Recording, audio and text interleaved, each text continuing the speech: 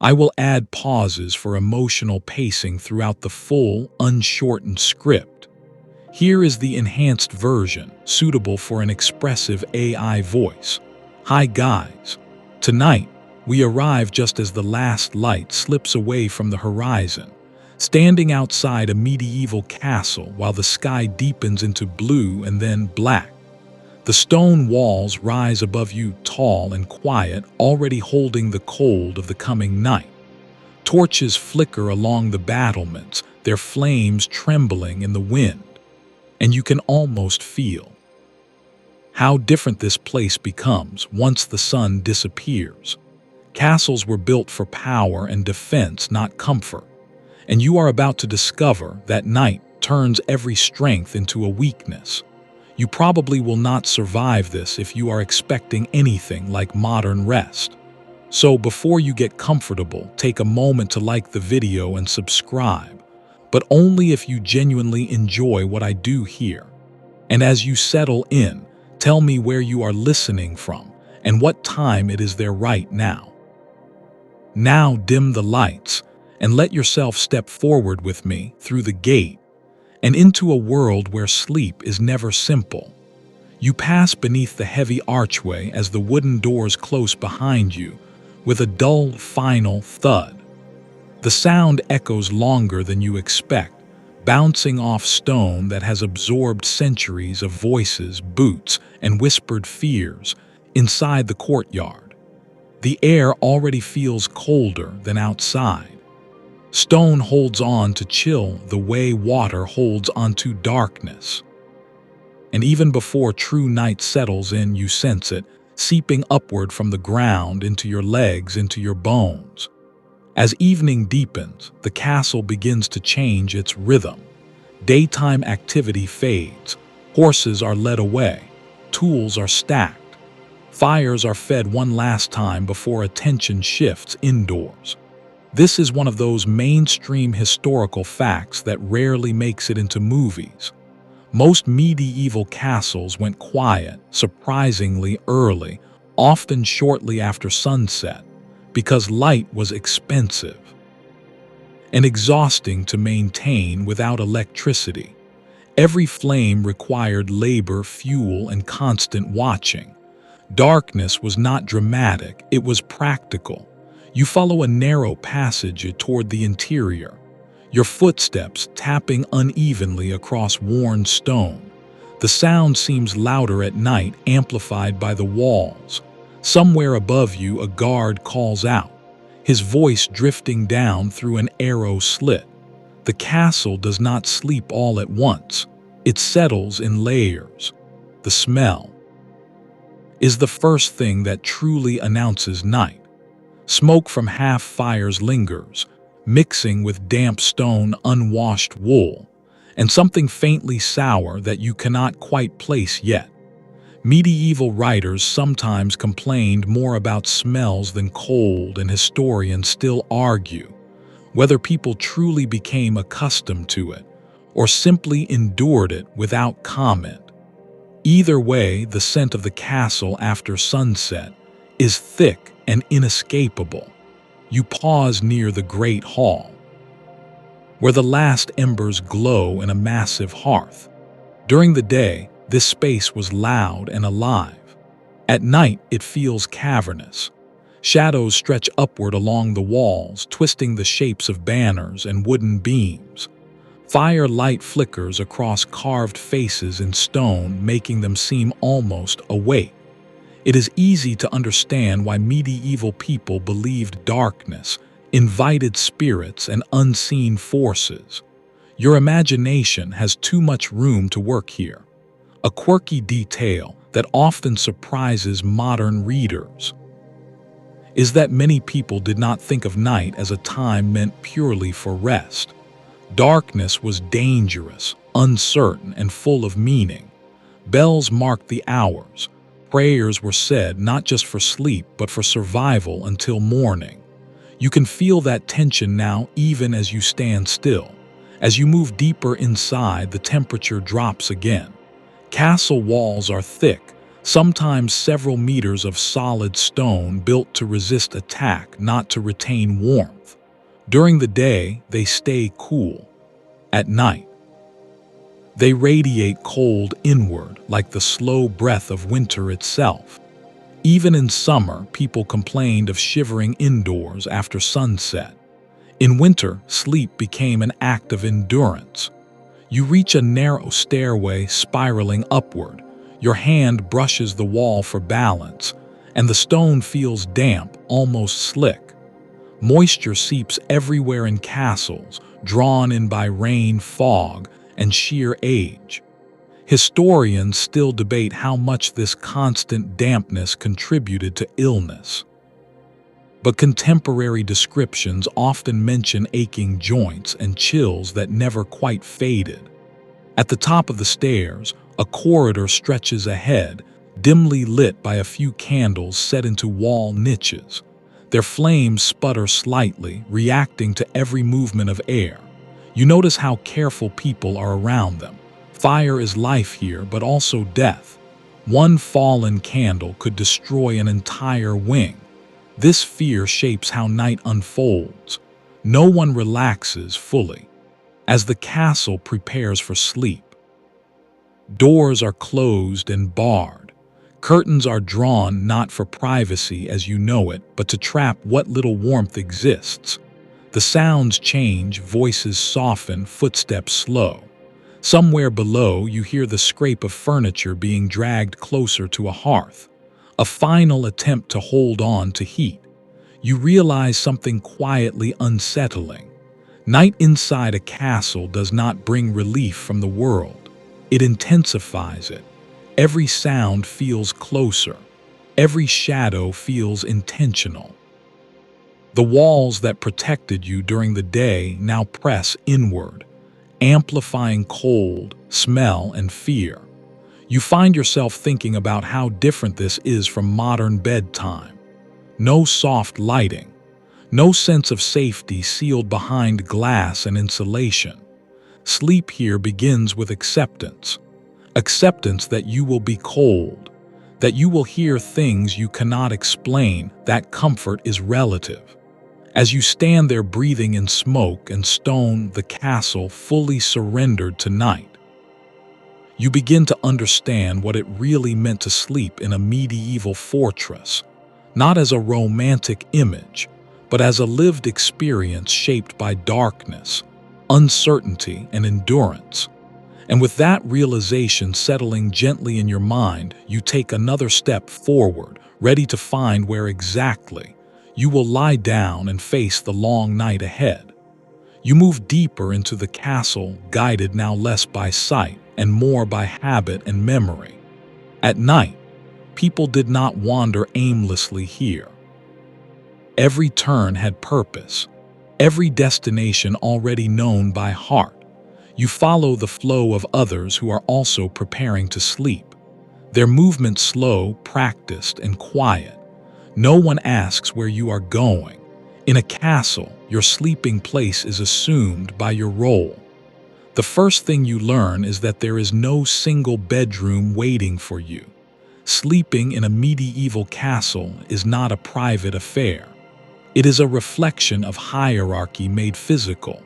If you are noble, your night unfolds behind thicker doors. If you are a servant, your rest is scattered wherever space allows. This is one of those mainstream historical facts that shapes everything else.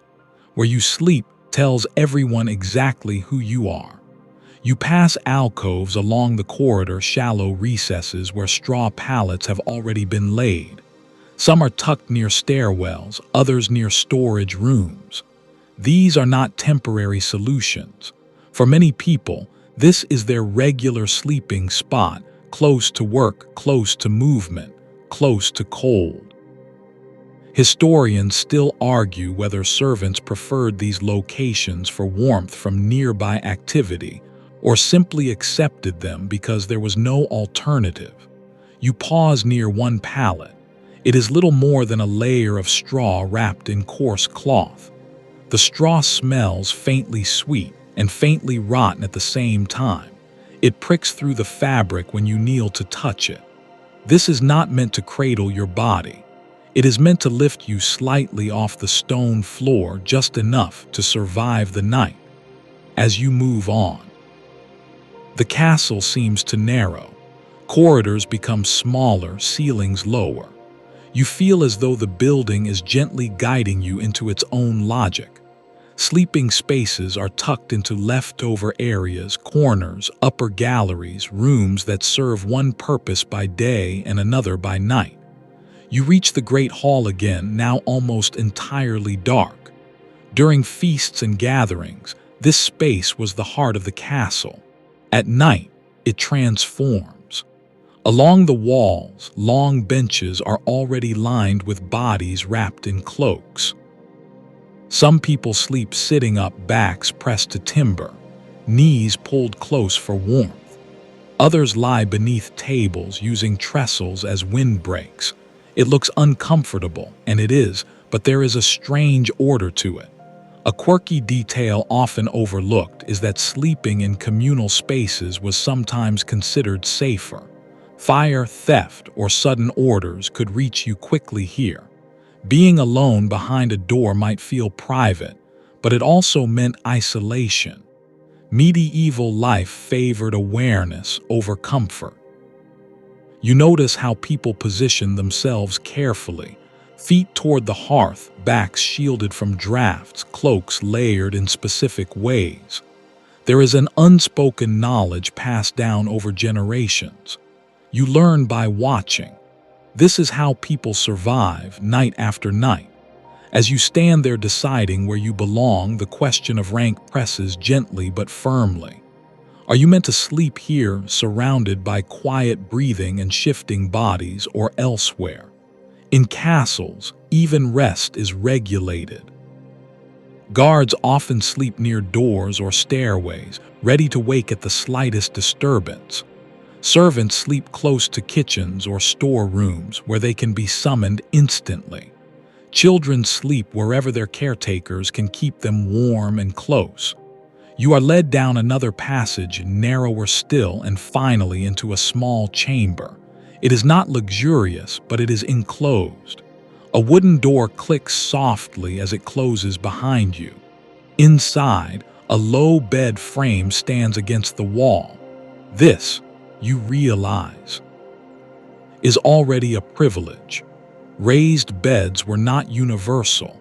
Being lifted even a short distance off the floor reduced dampness and cold. The mattress is stuffed with straw and old wool. It dips unevenly when you press down. Above it, a rough blanket has been laid out, heavy and scratchy. You imagine how it will feel against bare skin, and decide that sleeping fully clothed might be the wiser choice. Many people did exactly that, layering garments at night rather than undressing as you would today. The room smells different from the hall. Less smoke, more fabric, more human presence lingering in the walls. There is a small shuttered window, tightly closed. Opening it would invite cold and moisture. Keeping it shut means stale air. This choice, too, was familiar to medieval sleepers, freshness or warmth. Rarely both. You sit on the edge of the bed listening. The castle hums softly at night. Distant footsteps, a muffled cough, the scrape of wood somewhere above you. You realize that silence, true silence, does not exist here. The building is alive, settling and shifting with temperature and time. Historians still debate whether people slept better or worse under these conditions. Some argue that exhaustion made sleep easy. Others point to constant interruption. Bells rang, guards shouted the hours, animals moved, children cried. Rest came in fragments. You notice a small chest at the foot of the bed. Inside are personal items, folded clothing, perhaps a knife or a token. Sleeping spaces doubled as storage. Everything important stayed close. Theft was not always malicious. Sometimes it was survival. As you prepare to lie down, you become aware of how exposed you still are. The door is thin, the walls are cold, the lock, if there is one, feels symbolic rather than secure. Yet people slept here anyway, night after night, year after year. You stretch out carefully, testing the mattress, adjusting the blanket. Your body already begins to tense against the cold rising from stone. Finding your sleeping spot is not about comfort. It is about compromise. Between warmth and safety, between privacy and awareness, between rest and readiness. As your breathing slows, you understand that this place, imperfect as it is, represents stability. A known corner of the castle, a predictable night in a world filled with uncertainty. That alone has value. And as the darkness deepens, you allow yourself to settle, knowing that sleep here is less about drifting away and more about holding on. Until morning comes, you shift your weight and feel the sleeping surface respond beneath you, uneven and faintly alive. This is not a mattress in the modern sense.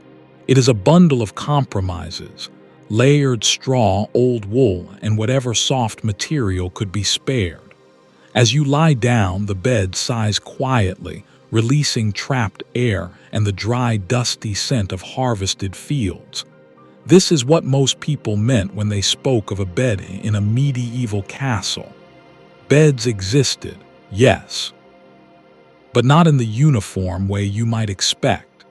Surviving household inventories show that raised bed frames were prized possessions, listed carefully alongside chests and cooking tools.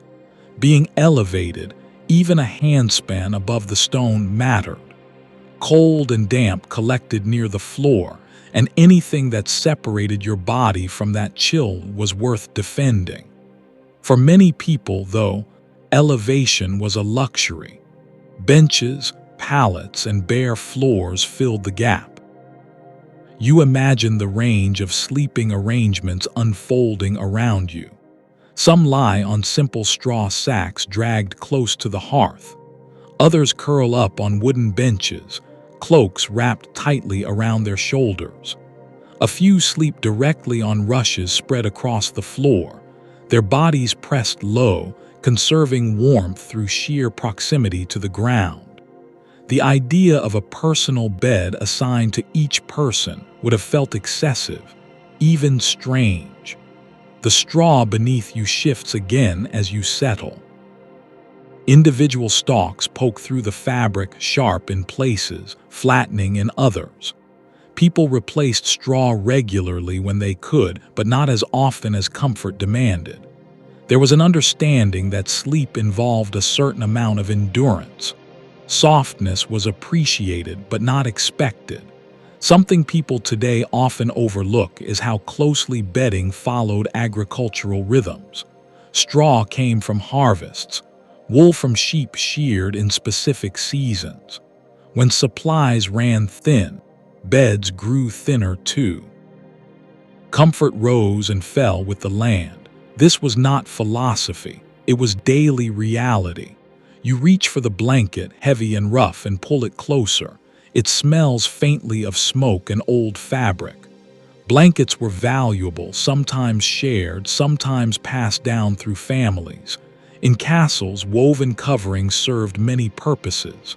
By day, they hung on walls or benches. By night, they became insulation. The same cloth might protect you from drafts, serve as a seat covering at supper, and then wrap you in sleep. As you lie there fully clothed, you understand why undressing was uncommon. Layers mattered. Linen shirts, woolen tunics, cloaks folded just right. Each piece trapped air, and trapped air meant warmth. Nightwear as a separate category did not truly exist. Sleep happened within the same garments that carried you through the day. Your body begins to register the cold seeping upward. Stone is patient. It draws heat slowly, steadily, without urgency. You feel it along your back, your legs. the places where the straw is thinnest. This sensation explains why so many people slept curled rather than stretched out. Compact shapes lost less warmth. Children were often tucked between adults, not only for comfort but for survival. There is a small detail from castle life that tends to surprise modern readers. Beds were rarely silent. Straw crackled, wood creaked, fabric rasped with every movement. Turning over meant announcing yourself in a shared space. This mattered. People learned to move carefully, slowly, so as not to disturb others or draw unwanted attention. The sounds around you form a low, constant backdrop. Breathing, a soft cough, someone shifting nearby. Somewhere farther off, a door closes, followed by the dull thud of a wooden bar sliding into place. The castle settles, but it never fully rests. You notice itching begin almost immediately. Not sharp, but persistent. Fleas, lice, and other unwelcome companions were common in bedding. No matter how often straw was changed, cleanliness existed, but it followed different rules. Washing fabric was labor-intensive, and water was cold. Complete freedom from parasites was rare. People scratched and tried to ignore it. Writings from the period suggest that many accepted this as part of life rather than a constant misery. Others complained openly. The historical record is divided on how severe infestations truly were, but there is little doubt that uninterrupted, comfortable sleep was not guaranteed. You shift again, adjusting the blanket, pulling it higher toward your chin. The fabric is heavy enough to press down slightly, offering a strange sense of security. Weight mattered. Heavier coverings blocked drafts and made you feel anchored in place. Light blankets fluttered too easily, letting cold air slip through. Nearby, someone mutters in their sleep. Words drift without meaning. Dreams come easily here, perhaps because exhaustion is deep. Or perhaps because the boundary between waking and sleeping feels thinner in the dark. Night blurs things. Shadows stretch. Thoughts wander. You think about how different this is from the beds of the wealthiest castle residents. Nobles slept on frames with rope lattices, topped with multiple layers of bedding. Even then, comfort was relative. Feather mattresses existed, but they were expensive and not always pleasant. Feathers clumped, they shifted, they absorbed moisture. Some people preferred straw because it breathed better. The idea that medieval people all slept on crude piles is misleading. What varied most was not the presence of a bed, but the quality of separation from the ground. Woody, rope, straw, wool, each layer marked status, but none erased cold entirely. As the night deepens, you become aware of another sensation.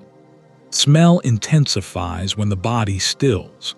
The scent of straw, the lingering smoke woven into cloth, the faint presence of human bodies that have rested here before you.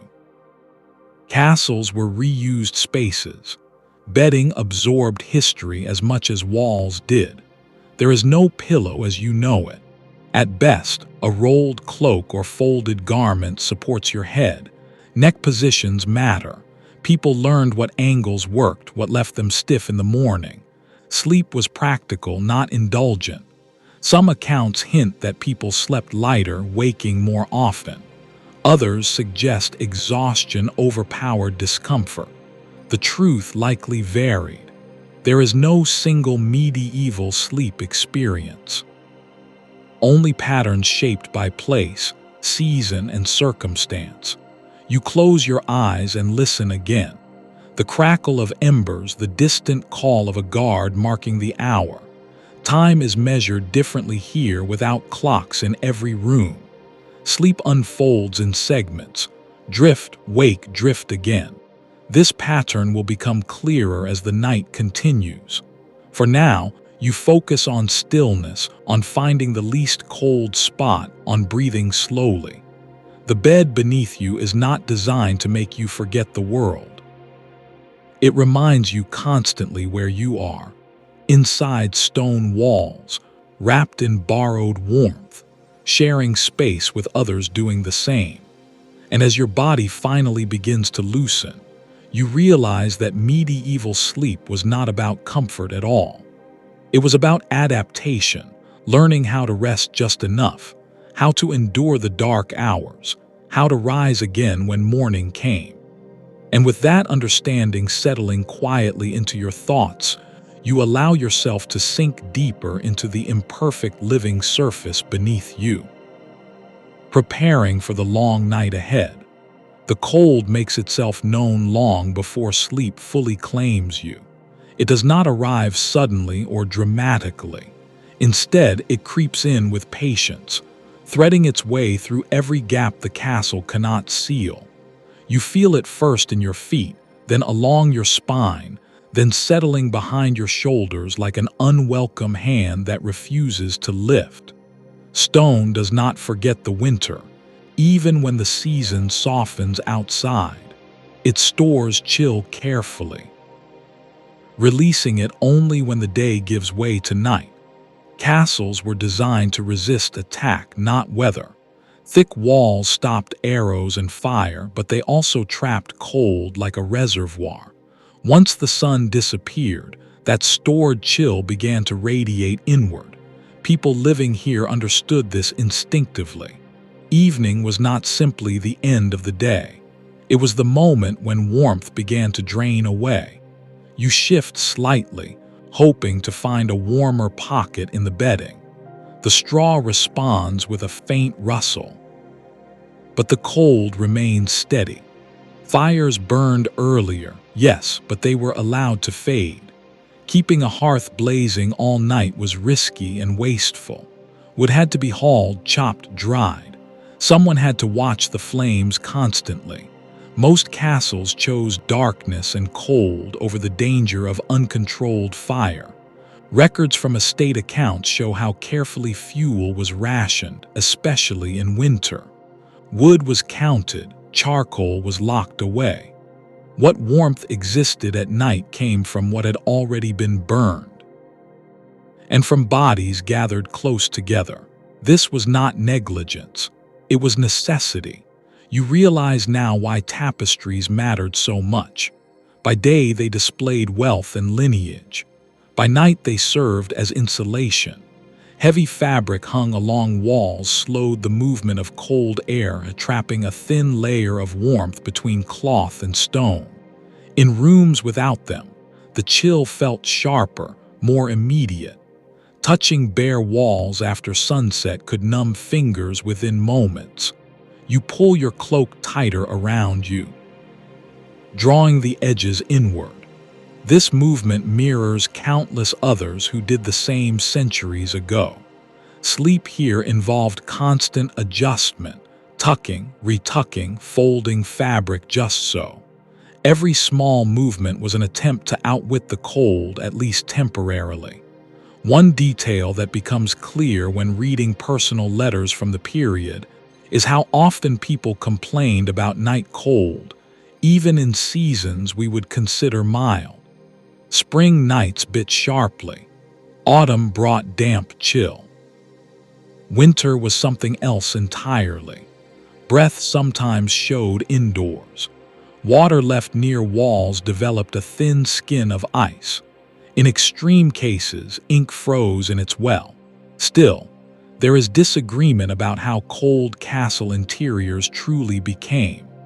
Some reconstructions suggest temperatures hovered just above freezing, while others argue that the presence of people and animals raised indoor warmth more than we assume. The truth likely varied from room to room, castle to castle, night to night. What is certain is that warmth was never taken for granted. You become aware of subtle movements around you. Someone shifts closer to the hearth, even though it now offers little more than psychological comfort. Another curls tighter into their cloak. Children are drawn closer to adults.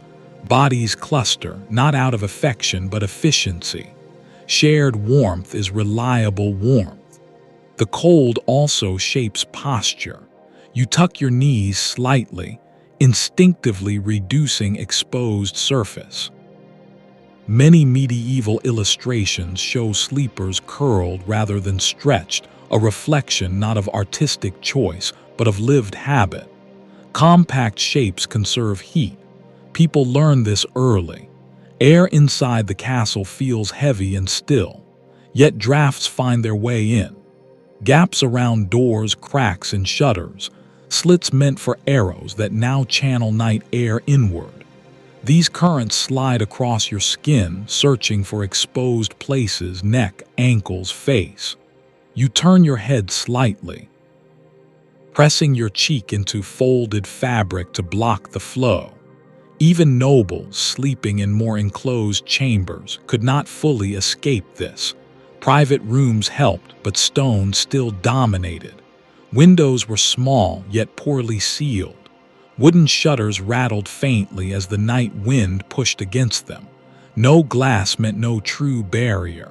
You remember how earlier warmth seemed almost manageable while you were moving. Now stillness magnifies everything. Cold feels louder when you stop. It presses against thought. Sharpening awareness. Sleep comes only after the body accepts it will not get warmer. This acceptance shapes how rest unfolds. You do not sink quickly into deep sleep. Instead, you drift in layers. Light sleep, half waking back again. Each time you surface, you adjust fabric, tuck an edge, pull a sleeve lower. Over time, movement slows. Eventually, the body finds equilibrium, however imperfect. There is another element to cold that is easy to miss: dampness. Moisture clings to stone, to air, to fabric. Even when temperatures do not drop drastically, damp cold penetrates deeper than dry chill. It stiffens joints, it lingers. Medieval people were keenly aware of this, often preferring drafty upper spaces over lower rooms where moisture pooled. This awareness influenced sleeping locations: raised beds, upper floors, sleeping near heat sources even after they faded. Choices were guided by experience rather than theory. People knew what hurt in the morning and tried to avoid it. As the night deepens, the cold seems to steady rather than worsen. This is the plateau, the point where the castle, the fireless hearths, and the bodies within reach a shared temperature. It is not comfortable, but it is predictable. Predictability matters. It allows the mind to relax just enough. You notice how breathing changes, slower, deeper. Inhaling cold air through the nose feels sharp at first, but then fades into background sensation. Exhaling warms the space immediately around your face. A small private climate created by breath alone. Some people slept with heads fully covered, fabric drawn over nose and mouth, leaving only narrow openings for air. Others feared doing so, worried about breathing stale air or suffocating. Advice differed, habit ruled, time stretches. Without clocks nearby, hours lose their shape. Bells might mark certain moments, but between them, night feels endless. Cold blurs edges. Thoughts wander and then dissolve. You begin to understand that sleeping in a medieval castle was less about escaping the day and more about enduring the night. Cold was not an enemy to be defeated, but a condition to be managed. You negotiated with it through layers, posture, proximity, and patience. Eventually, your muscles loosen. The shivering stops, not because you are warmer, but because your body has adjusted its expectations. This is not failure. It is survival, wrapped in cloth pressed against straw. Surrounded by the quiet persistence of stone, you drift into a lighter sleep. Not deep, not long, but enough. enough to carry you forward until the next sound, the next shift, the next moment of awareness pulls you briefly back. And in that fragile balance between cold and rest, you find the true rhythm of castle nights. Not comfort, but continuity, not warmth, but endurance. And slowly, almost without noticing, you let the cold fade into the background as sleep, thin but real, finally settles in. Sleep does not arrive all at once. Instead, it pauses, hesitates, and then pulls back as light flickers nearby. Even with your eyes closed, you sense it. Firelight has a presence. It moves, it breathes. Somewhere not far from where you lie, embers still glow, and a few stubborn flames continue their quiet work. They cast soft movement across stone and fabric, reminding you that night here is never fully dark. Fire is the center of castle life after sunset, not just for warmth, but for orientation. A hearth defines space. It tells you where people will gather, where they will sleep, and where they will watch even as flames die down. Their influence lingers. Shadows stretch and shrink with every shifting ember, making walls feel closer, then farther away. You open your eyes briefly and watch the ceiling. The light dances there, slow and uneven. Wooden beams seem to bend as shadows crawl along them. Carved details flicker in and out of existence. It is easy to imagine faces in these patterns. Many people did. Night amplified imagination, especially when tired minds met restless light. Candles supplement the hearth, but they are used sparingly. Wax is valuable. Tallow smells and smokes. Each candle must justify its existence. In many parts of the castle, they have already been snuffed out, leaving only the hearth to carry the burden of light. Guards and servants on duty rely on small flames to guide them through corridors, shielding the wick with their hands as they walk. You notice how fire changes sound. Crackling embers provide a rhythm subtle but constant. It masks smaller noises while emphasizing others.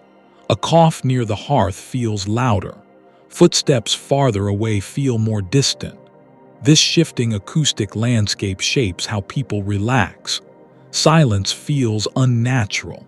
Complete darkness feels dangerous. One detail revealed through household rules and monastic guidelines is how carefully fire was managed at night. Certain people were assigned to check hearths before sleep, spreading embers, banking coals, reducing risk.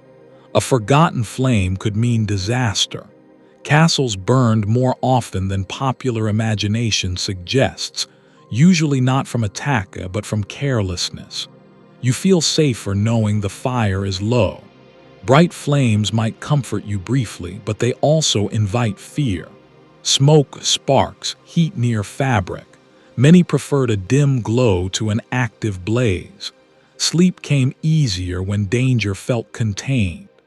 As the light softens, you notice the smell change. Earlier, smoke was sharp and present. Now it fades into the background, leaving behind a faint warmth in the air and in the stone nearest the hearth. That warmth does not reach you fully, but its presence is reassuring. It tells you that someone thought ahead, that the fire was fed just enough. Firelight also governs behavior. Conversations drop to whispers. Faces turn inward. People avoid sudden movements. Even laughter is quieter, restrained. Light shapes mood. Bright daylight invites activity. Low firelight invites reflection, caution, and eventually rest. You turn slightly and watch silhouettes near the hearth. Someone adjusts a blanket. Another pokes at embers with a stick, careful not to wake others. These movements are slow and deliberate, learned through repetition. Night work is quiet work.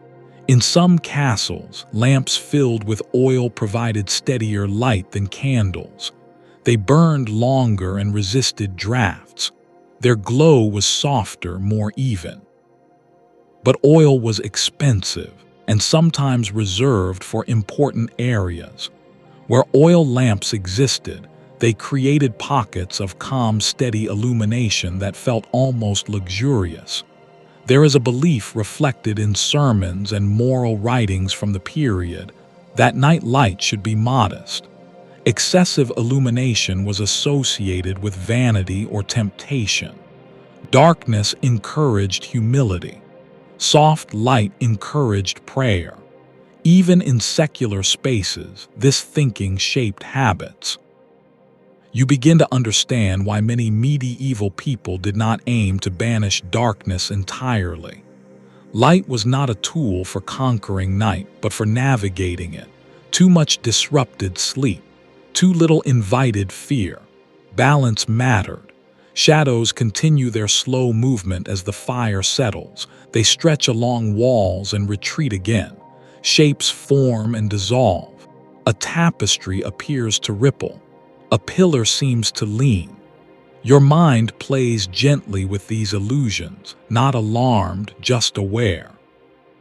There is a quiet moment when the last active flame shrinks into glowing embers. This is the turning point. The castle shifts again. Light no longer dominates. Darkness fills the spaces between. The hearth becomes less a source of illumination and more a point of warmth memory. You feel your eyelids grow heavier now without moving light to engage your attention. Your thoughts drift inward. The cold remains, the smells linger, the sounds continue, but light no longer demands response. Some people slept facing the hearth deliberately, eyes half open, comforted by the faint glow. Others turned away, preferring darkness. Habits varied. What mattered was familiarity, knowing how your body responded. A faint call echoes through the castle as a guard marks the hour. His voice is steady, practiced. Firelight reflects briefly off metal as he passes a torch along the wall. Then the sound fades and the torch moves on, leaving behind only memory. The castle settles deeper into night. Firelight withdraws to its quiet core. Candles are gone, lamps are dim. The world narrows to breath, fabric, and thought. You close your eyes again, this time without resistance. Darkness feels thicker now, but also calmer. The shifting shadows have slowed. The light no longer pulls you back. In this softened space, sleep finds you more easily. Not because conditions have improved, but because your senses have adjusted. Fire has done its work, not by warming you fully, but by guiding you gently toward rest.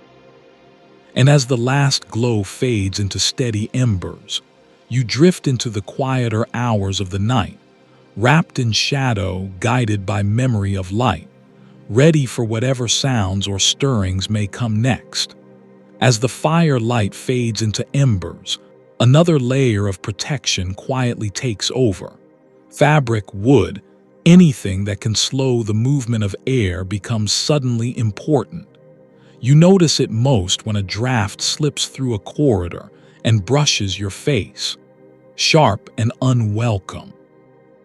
Even a narrow current of cold air can undo all the careful tucking and layering you have done.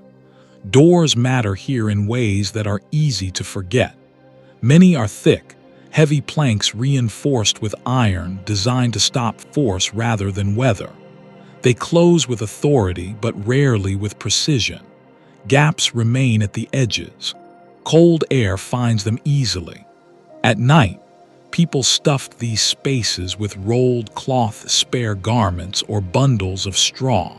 It was not elegant, but it worked well enough. You hear the soft scrape of wood as someone nearby adjusts a door, pushing it tighter into its frame. The sound is familiar, repeated countless times each evening. Small rituals like this define the transition into night.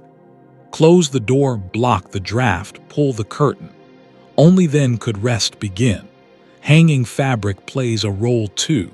Tapestries, cloaks, Even spare blankets are draped wherever air insists on moving, along walls, behind beds, across doorways. These layers do not create warmth, but they slow its escape. The effect is subtle but noticeable. Standing near a tapestry feels different than standing against bare stone. The air is calmer, less biting. One well-attested detail from castle inventories is how frequently textiles appear among the most valuable items. Not jewelry, not weapons, fabric, wool, and woven hangings were expensive, labor-intensive, and deeply practical. At night, their value became obvious. A single heavy tapestry could make the difference between tolerable cold and misery. You pull part of your cloak closer to your neck as another draft sneaks past. The movement is instinctive now. Everyone here learns quickly how air behaves inside stone walls. Cold sinks, warmth rises. Corridors funnel wind like narrow valleys. Sleeping spaces are chosen accordingly. Windows are small, but they are also weak points. Without glass in many cases, shutters are the only barrier. Wooden panels close tightly. But wood shrinks and swells with weather. Tiny gaps remain. Cold slips through. Some people hang fabric over windows as well, creating a second barrier that catches moving air. The castle itself breathes at night. As temperatures drop and materials contract, wood creaks, stone pops faintly. These sounds blend with the whisper of moving air, creating a constant low presence. You hear it even as you lie still. It is not threatening, just persistent. People who slept here understood this breathing well. They knew which corners were worst, which walls leaked cold, which spots stayed calmer. Knowledge passed quietly, shared without words. A servant would guide a newcomer with a gesture, a nod, a shift of bedding away from a draft. There is also the matter of curtains, not the decorative kind you imagine, but thick cloth hung around beds or across parts of rooms. Bed hangings created enclosed pockets of air. Inside them, warmth lingered slightly longer. Nobles favored these structures. But even simpler versions existed for others when fabric allowed. Inside such an enclosure, sounds softened, light dimmed further, privacy increased a little. Not enough to forget where you were, but enough to make rest easier. You understand now why enclosed beds became symbols of comfort and status. They were not about luxury, they were about survival. You listen as someone nearby adjusts a hanging cloth, pulling it tighter. The fabric brushes against wood with a soft rasp. The sound fades, replaced by slower breathing. Small victories like this matter. Blocking a draft means one less interruption during the night. The air smells different near fabric too. Less stone, more wool, more human presence. This scent is comforting in its own way, a reminder that others are close, that warmth is shared even when space is not. There is a habit mentioned in several household accounts that feels oddly modern. People sometimes slept with their heads turned toward walls rather than open space. Not for security, but to avoid moving air. Facing a wall reduced exposure. The stone was cold, yes, but stillness mattered more than temperature. You turned slightly, testing this yourself. The draft that brushed your cheek before now misses you. The difference is immediate. You relax a fraction, more muscles loosening as the air settles. Even floors were treated thoughtfully. Rushes spread across stone added a thin, insulating layer. Straw mats softened footfalls and reduced cold radiating upward. These coverings were replaced regularly, especially in busy spaces, but at night they served a crucial role. The castle at rest is a patchwork of such small adjustments. No single solution solves the cold. Instead, dozens of minor defenses work together: fabric apposition, stillness, awareness. There remains uncertainty about how effective these measures truly were. Some reconstructions suggest they made a noticeable difference. Others argue their impact was limited. What is clear is that people believed in them, relied on them, and refined them over time. Belief itself can shape comfort. You become aware of how rarely people fully undressed for sleep. Removing layers meant exposing skin to drafts. Even the act of shifting fabric carried risk. It was safer to remain wrapped, cocooned in familiar cloth. Night deepens, the air steadies. Drafts slow as outside temperatures settle. Inside, the castle finds its balance again. You sense this change without seeing it. The sharpness of cold dulls slightly. The constant movement becomes more predictable. You breathe slowly, matching the rhythm of the space around you. Fabric hangs still, doors remain closed. The castle breathes more quietly now. In this calmer air, your thoughts drift. The practical world recedes. What remains is sensation, the weight of cloth, the muted sounds of others resting, the faint memory of fire. You understand now that sleeping in a medieval castle required constant negotiation with the environment. Walls alone were not enough. Comfort came from adaptation, from using every available material to shape space into something tolerable. And as your body settles into this carefully arranged pocket of still air, you feel a small sense of success. Not warmth exactly, but stability, enough to rest, enough to let sleep return. Wrapped in layered fabric, shielded from the worst drafts, you allow your breathing to slow further. The castle holds its breath with you. For now, the air is calm. For now, rest is possible. You notice it most once everything else quiets down. When movement stops and firelight fades, scent rises to the surface of awareness. Smell does not disappear at night inside a castle. It gathers, it settles, it becomes part of the air you breathe with every slow inhale. The first layer is smoke, even hours after the hearth has been allowed to dim. The scent lingers in fabric, hair, and skin. It is not sharp now, but deep and familiar. Wood smoke seeps into everything here, woven permanently into tapestries and blankets. To people living in castles, this smell signaled safety and continuity. Fire meant warmth, cooking, protection. The scent stayed long after the flame was gone. Beneath the smoke, you detect wool cloaks, blankets, wall hangings. Wool carries a smell of its own, faintly oily, slightly sweet, unmistakably animal. It grows stronger when warmed by bodies pressed close together. This scent is comforting to some, irritating to others. Over time, it becomes invisible, just another part of the night. Then there is stone. Cold stone has a smell, especially when damp. It is mineral and faintly metallic, like rain on old walls. Moisture trapped in thick masonry releases this scent slowly as temperatures drop. It mixes with smoke and fabric, creating an atmosphere that feels heavy but stable. You become aware of human presence next. Bodies that worked all day, sweat dried into linen, breath shared in enclosed spaces. In castles, bathing existed, but not daily as you might expect. Washing followed rhythms of labor and season. Night magnifies these realities.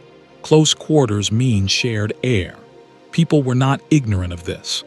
Herbs were often scattered on floors or tucked into bedding: lavender, rosemary, mint. Not everywhere and not always fresh, but enough to soften what could not be eliminated. A small bundle near the head could make breathing easier. It could also carry symbolic meaning. believed to ward off illness or bad dreams. One detail that often surprises modern readers is how animals contributed to nighttime scent. Dogs slept indoors, often close to people. Cats wandered freely. In some castles, chickens or other small livestock were brought inside for safety. Their presence added warmth but also odor.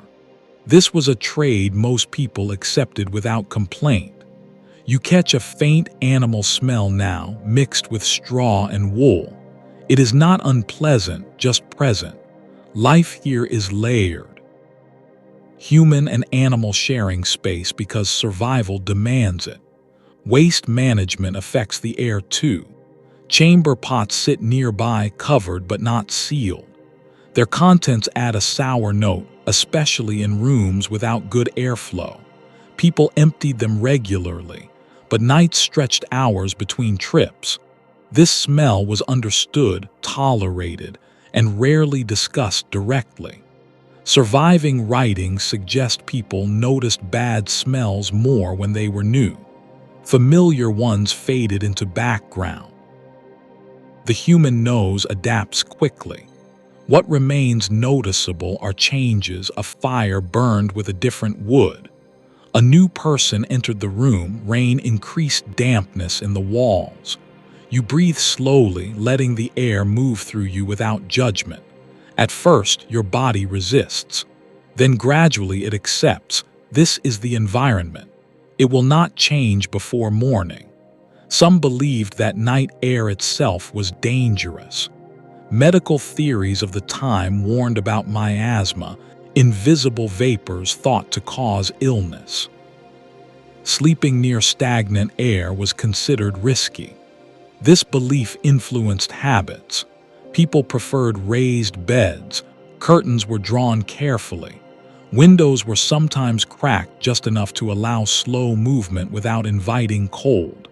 There is no full agreement today on how accurate these fears were, but they shaped behavior deeply. Concern for air quality existed long before modern science explained it. You notice that people nearby breathe shallowly at first, then deeper as sleep settles. Breath warms the air immediately around the face. Some pull fabric over their mouths to trap this warmth. Others avoid doing so, fearing stale air. Advice varied by region and tradition. The smell of herbs becomes more noticeable as your senses narrow. Someone nearby has tucked a small bundle into their bedding. The scent is dry, calming. It masks sharper notes without erasing them. Over time, the air seems to thicken, not because it changes, but because you stop resisting it. This acceptance allows rest to deepen. Smell becomes background rather than focus. You realize that castles were never meant to smell clean in a modern sense. They smelled lived and active, used. At night, without movement to disperse scents, this truth becomes unavoidable. And yet there is comfort here too. Familiarity breeds calm. The scent of smoke means fire burned safely earlier. The scent of wool means warmth remains nearby. The presence of others means you are not alone. You turn your head slightly, finding a position where the air feels easier. This small adjustment matters. It is another quiet skill learned through repetition. Somewhere in the distance, a door opens briefly, letting in a fresh draft. Cold air rushes through, carrying outside smells, damp earth, night grass, maybe snow if the season allows. The door closes and the interior air settles again, blending old and new. That brief change reminds you how enclosed this space truly is. Inside scent is controlled, outside scent is wild. People here choose enclosure despite its drawbacks. Protection matters more than freshness. As the hours pass, smell fades further into the background. Your mind no longer catalogs it. Instead, It becomes part of the fabric of sleep, like the weight of blankets or the hum of distant sound. You drift more deeply now, carried not by comfort, but by familiarity. The air holds you as much as the bed does. Sleeping in a medieval castle means accepting the presence of others in every breath. It means sharing not just space but atmosphere. Smell tells the story of that shared life, honest and unfiltered. And as your breathing slows and your thoughts loosen, the air around you becomes simply air again, no longer smoke or wool or stone, but something steady and constant, carrying you gently toward the next stretch of night.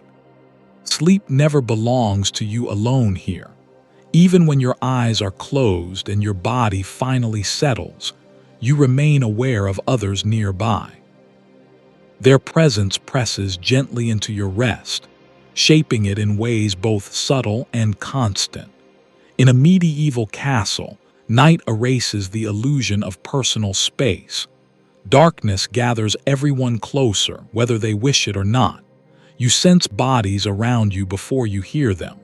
The warmth they give off, the slight movement of air when someone turns, the rhythm of breathing that never quite synchronizes. These are the quiet signals that remind you that you are sharing the night.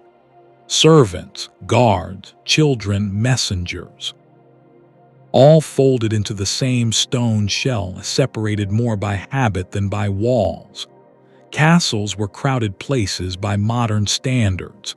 Even smaller households included dozens of people, and larger ones held hundreds. At night, this population compressed. Workspaces became sleeping spaces. Corridors became resting places. Proximity was unavoidable. You notice how sleep positions adapt to this closeness.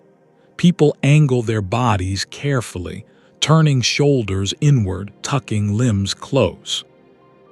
It is not only about warmth, it is about courtesy. Taking up too much space risks waking others. Disturbing someone nearby can ripple outward through the room. This awareness creates a kind of shared discipline. Movement is slow, adjustments become deliberate. Even coughing is often suppressed until it cannot be held back. Night teaches restraint. There is a quiet hierarchy even in sleep. Some people rest more lightly, aware that they may be needed. Servants remain half awake, listening for footsteps or voices. Guards sleep with one ear open, weapons within reach. Children drift more deeply, trusting the adults around them to respond first. You feel this hierarchy without seeing it. A servant rises quietly nearby, stepping carefully to avoid creaking boards. The sound of bare feet on stone fades quickly. No one speaks. The rhythm of sleep adjusts around the absence and then closes again when the person returns. Sharing space also means sharing sound. Snoring is common. Soft, uneven breathing fills the darkness. At times it becomes almost musical, rising and falling in waves. Some find it soothing, others find it maddening. Complaints about noisy sleepers appear in letters and rules, but solutions were limited. Earplugs did not exist. Tolerance was learned early. You hear a whispered exchange nearby, two people murmuring briefly before silence returns. Words are unnecessary. Tone carries meaning, reassurance, a reminder to turn toward the wall, a quiet apology. In some castles, families slept together in clusters. Parents and children shared beds or pallets. This closeness provided warmth and safety, but also meant constant awareness. A child stirring at night would wake others. Caregiving did not pause when the sun set. There is uncertainty among historians about how people emotionally experience this lack of privacy. Some argue it was normal, even comforting. Others suggest it created tension and fatigue. What seems clear is that expectations differed. Solitude was rare and not always desired. Community filled the gap. You notice how your own thoughts change in response.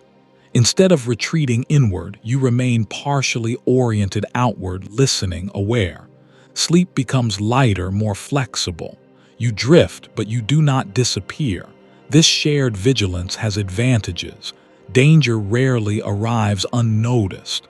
A sudden noise would wake several people at once. Fire, intrusion, illness. All had a better chance of being addressed quickly when many ears remained alert. Nighttime safety relied on numbers. At the same time, this closeness carries discomfort. You smell others more clearly, you hear their restlessness, you feel the floor vibrate when someone shifts. These sensations pull you briefly back to awareness again and again. You adjust your position slightly, mindful of those beside you. The movement is slow, practiced. You learn quickly that sharp movements draw attention. Gentle ones fade into the background. The castle itself amplifies this effect. Stone carries sound efficiently. A cough in one corner feels closer than it should. A whispered word travels farther than intended. People lower their voices instinctively, knowing the walls listen as much as the people do. There is also the presence of strangers. Castles hosted visitors frequently. Messengers arrived late. Travelers slept wherever space allowed. You might find yourself resting beside someone you met only hours earlier. Trust was assumed out of necessity. This closeness blurs social boundaries. By day, rank is visible in clothing and posture and command. By night, wrapped in similar cloaks and blankets, differences soften. Everyone breathes the same air. Everyone shivers in the same cold. Some accounts suggest that this shared vulnerability created moments of quiet solidarity, stories told in whispers, shared laughter before sleep. A hand placed briefly on a shoulder in reassurance. Night allowed connections that daylight hierarchy discouraged. You feel this possibility even now. Someone nearby shifts closer, not intruding, just aligning. The warmth is noticeable, not dramatic, but helpful. You do not pull away. Over time, your breathing begins to match the general rhythm around you, slower, deeper. This synchronization is subtle but real. Shared space encourages shared pace. You think briefly about how unusual this would feel to someone accustomed to sleeping alone, the lack of barriers, the constant awareness. And yet here it is normal, expected, designed into daily life. There are moments when the closeness becomes overwhelming. A sudden snore, a restless sleeper turning repeatedly, a child whimpering from a dream. These disruptions ripple outward, waking others, then settling again. Sleep here is collective, not individual. As the hours pass, disruptions lessen. Bodies find their most stable positions, breathing evens out, the shared space quiets. You realize that sleeping among others creates a different kind of rest. It is lighter but also supported. You are held within a network of presence, alone but not isolated. The castle at night is a living organism. Its inhabitants cells within a larger body. Each movement affects the whole, each sound travels, each warmth contributes. You let yourself sink further into this shared stillness. Your awareness does not vanish, but it softens. The presence of others becomes background rather than focus. In this environment, sleep is not an escape from community. It is an extension of it. Night does not separate people, it gathers them. And as you drift again toward rest, wrapped in cloth and surrounded by quiet breathing, you accept this closeness as part of the experience, not a flaw, but a feature of life within stone walls. Shared space, shared warmth, a shared night. With that understanding settling gently in your mind, you allow sleep to deepen, knowing that you are not alone here and that for now that is enough. Just as you begin to drift more deeply, another presence makes itself known. It is subtle at first, a shift of weight nearby, a faint scrape against straw. Then you hear it, a soft exhale that is not quite human. Animals share this night with you not as visitors, but as regular occupants of the castle. Dogs are the most obvious. They move freely through sleeping spaces, curling near hearths, beneath benches, beside doors. Their bodies provide warmth. Their senses provide reassurance. A dog stirring in the night often reacts to sounds long before people do. This makes them valuable, trusted companions after dark. You hear one now settling nearby with a quiet huff. The sound is familiar, comforting. Its body radiates heat, a small but noticeable pocket of warmth. People often welcome this closeness. A dog at your feet meant fewer drafts and fewer worries about what might approach unseen. Cats move differently. You rarely hear them arrive. One moment the space beside you is empty, the next, a warm weight presses gently against your side or legs. Cats were valued for their skill at controlling vermin, but they also chose sleeping spots carefully. They sought warmth instinctively. If a cat chose to rest near you, it meant you had found a good place. There are accounts that mention people believing animals could sense danger or illness before humans could. Whether or not this was true, their presence at night provided emotional comfort. In the darkness, surrounded by stone and shadow, the steady breathing of an animal grounded the mind. Other animals appear too, depending on the castle. In harsher seasons, chickens or small livestock were sometimes brought indoors for protection. Their presence added warmth, but also noise and smell, a rustle of feathers, a quiet click. A reminder that survival often meant sharing space across species.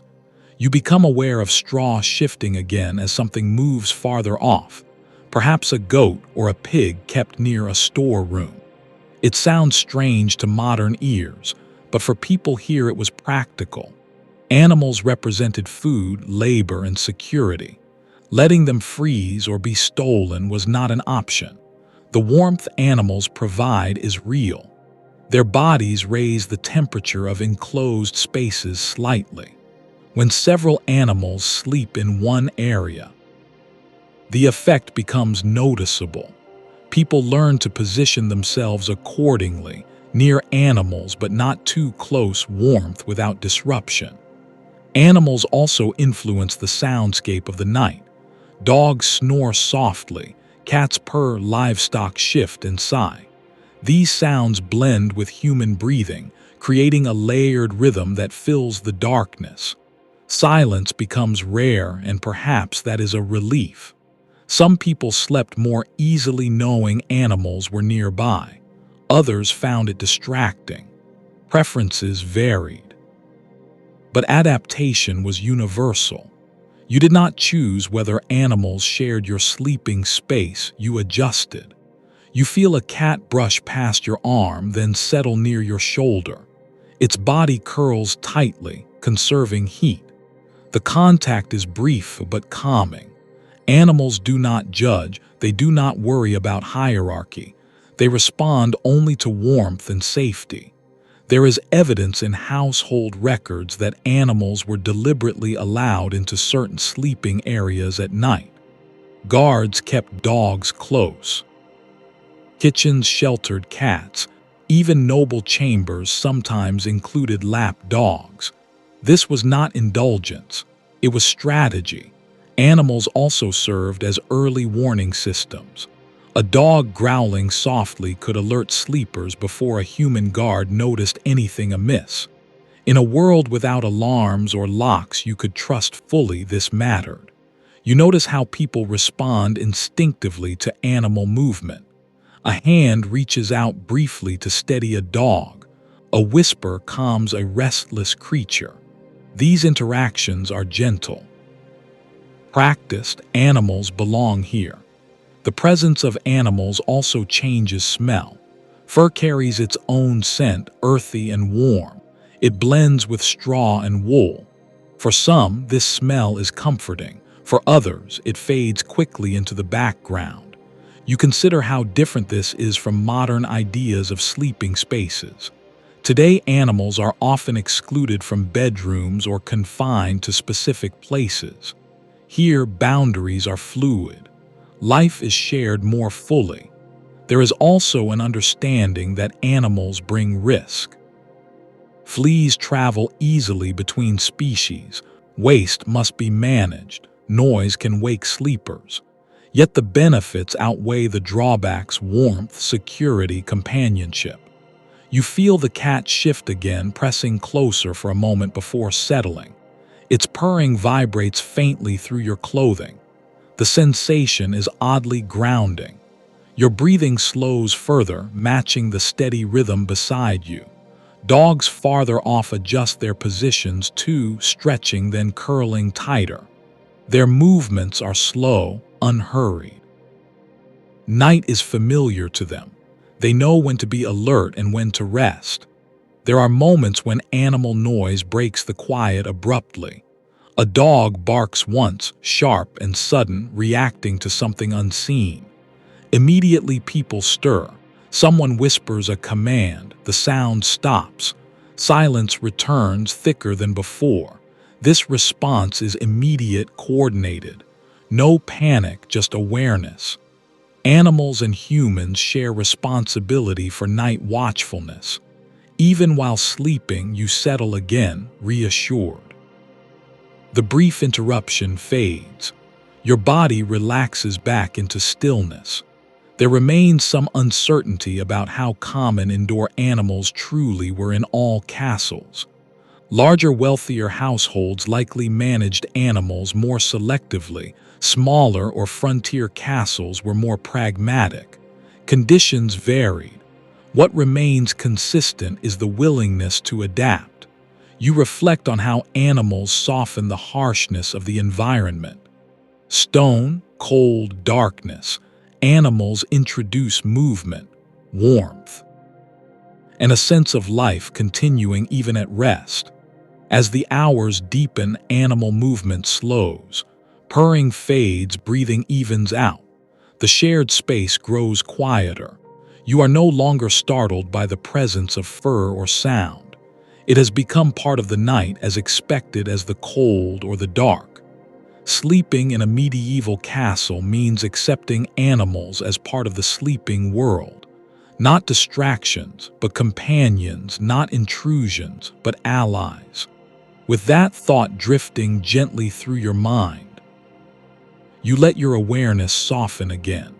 The warmth nearby steadies you, the quiet breathing surrounds you.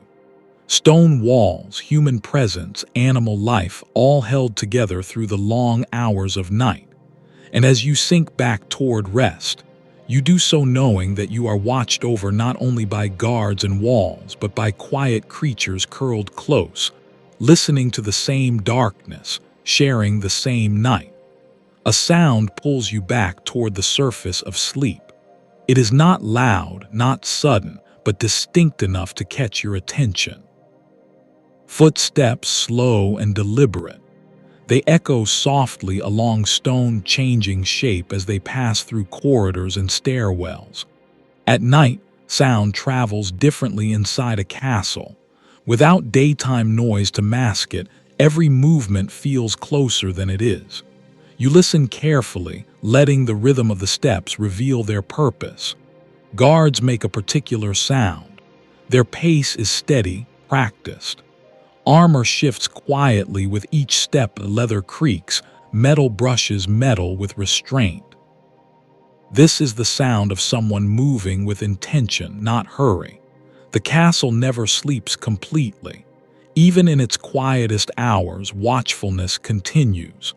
Guards patrol walls, gates, and inner passages, marking time with their movement and voices. Their presence shapes the soundscape of the night, providing reassurance as much as vigilance. You hear a distant call, a voice announcing the hour.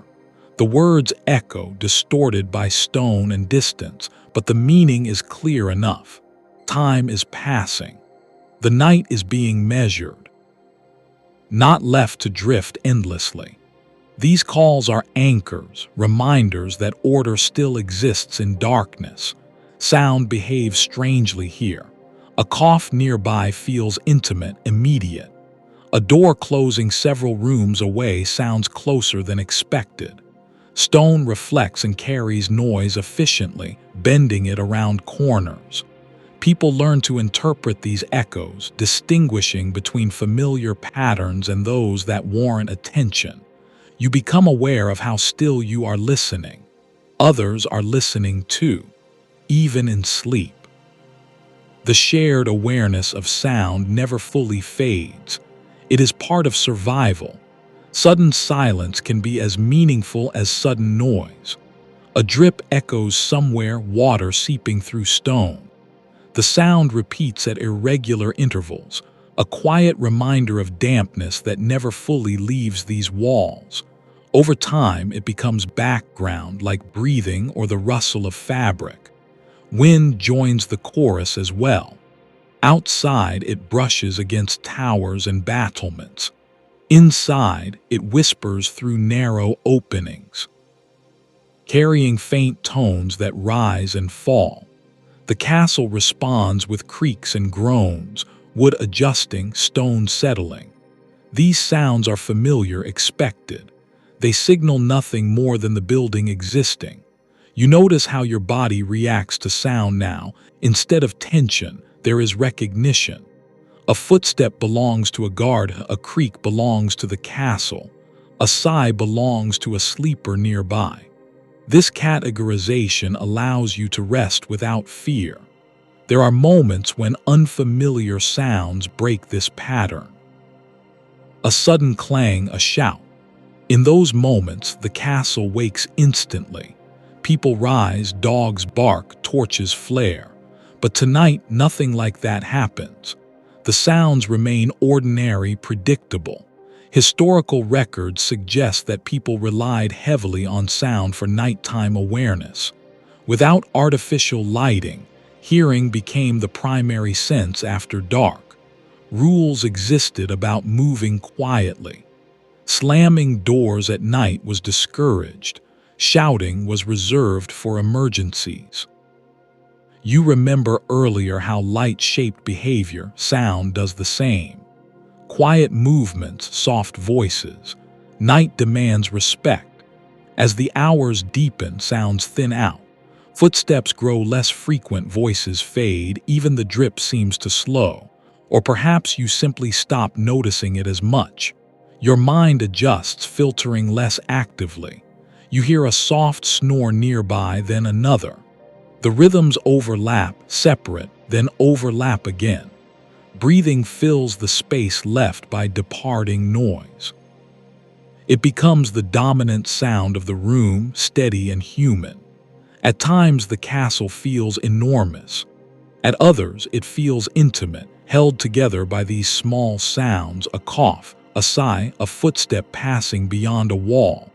Sound shrinks distance, making you feel connected to unseen others. You turn your head slightly, pressing fabric closer to your ear. The position dampens sound, offering a small pocket of quiet. People learn tricks like this, ways to rest without losing awareness entirely. There is debate among historians about how deeply people slept under these conditions. Some argue that constant noise prevented deep rest. Others suggest that familiarity allowed sleepers to tune out most sounds. The truth likely depended on the individual. Adaptation varied. You feel your own awareness ebb and flow. At moments you drift far enough that sounds blur, then a shift pulls you closer to waking. This pattern repeats without frustration. It feels normal here. There is also the matter of status. Higher-ranking individuals sleep behind thicker doors with guards nearby. Their sense of security is different. Still, even they remain alert to certain risks. No one is immune to fire, no one ignores the possibility of unrest. You imagine a noble chamber with heavy curtains, thick bedding, and perhaps a private hearth. Even there, sleep is cautious. A servant nearby listens, the guard waits outside. Layers of protection exist, but none are absolute. You notice how darkness itself influences fear. Shapes shift, sounds distort, the mind fills gaps. Medieval culture acknowledged this. Night was associated with danger, temptation, and the unknown. Stories warned of what moved after dark. Yet night also offered cover and quiet. Meetings happened, plans were whispered. Darkness protected as much as it threatened. You turn slightly, adjusting your position. The movement is small, controlled. Even this feels like a calculated decision. Do not expose yourself. Do not make noise. You realize that sleeping here involves trust. Trust in walls, in guards, in routines, in the people around you. That trust allows rest to happen at all. There are moments when a shout echoes from the wall, sudden and loud. Tonight it does not come, but the possibility remains. You sense how quickly calm could shatter.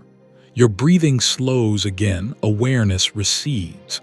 Fear does not vanish, but it no longer dominates. It becomes part of the background like cold or smell. People here do not expect sleep to erase vulnerability. They expect it to coexist with it. Rest happens within limits, not beyond them. You drift again, half dreaming, half listening. Images blend with sound, stone corridors, flickering light, footsteps passing. In this state, you understand something fundamental. Sleeping in a medieval castle is not about feeling safe. It is about feeling prepared for noise, for interruption. For the unexpected, that preparedness becomes calming. Knowing what to do if woken, where to move, who will respond.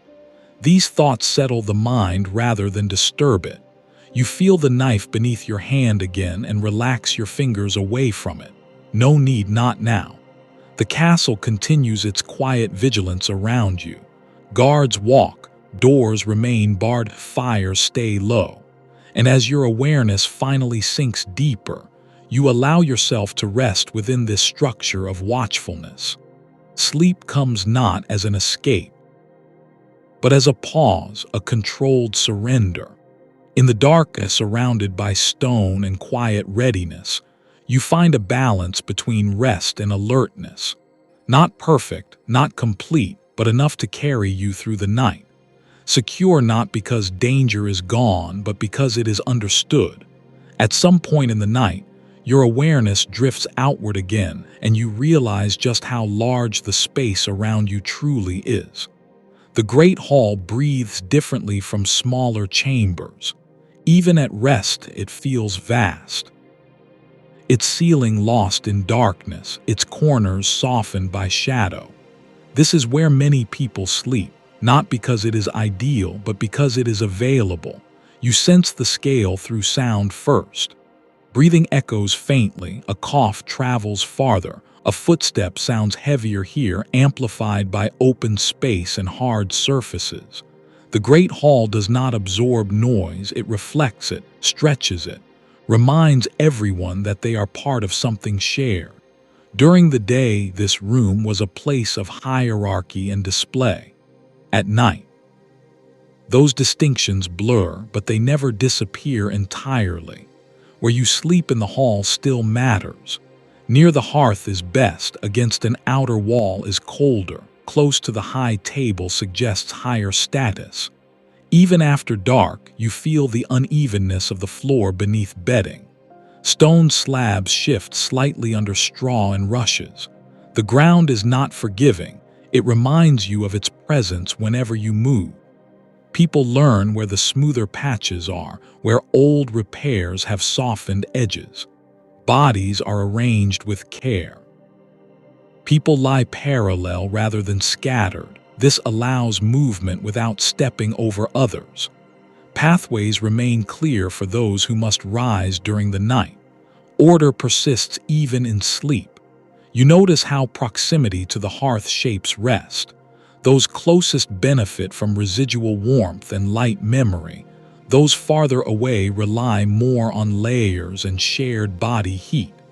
People negotiate these positions daily. Arrival time matters, rank matters, habit matters. The smell here is layered more densely than in smaller rooms. Smoke lingers longer, human presence is stronger. The scent of food from earlier meals still clings to wood and stone. This mix feels heavy but familiar, like a blanket made of air. You become aware of the benches lining the walls. Some people sleep sitting up, backs against timber, legs pulled close. This position conserves warmth and allows quicker response if needed. It is not comfortable by modern standards, but it is practical. Others sleep beneath tables, using the heavy wood as shelter from drafts. The underside blocks air movement and creates a sense of enclosure. These spaces are claimed early in the evening. They are prized.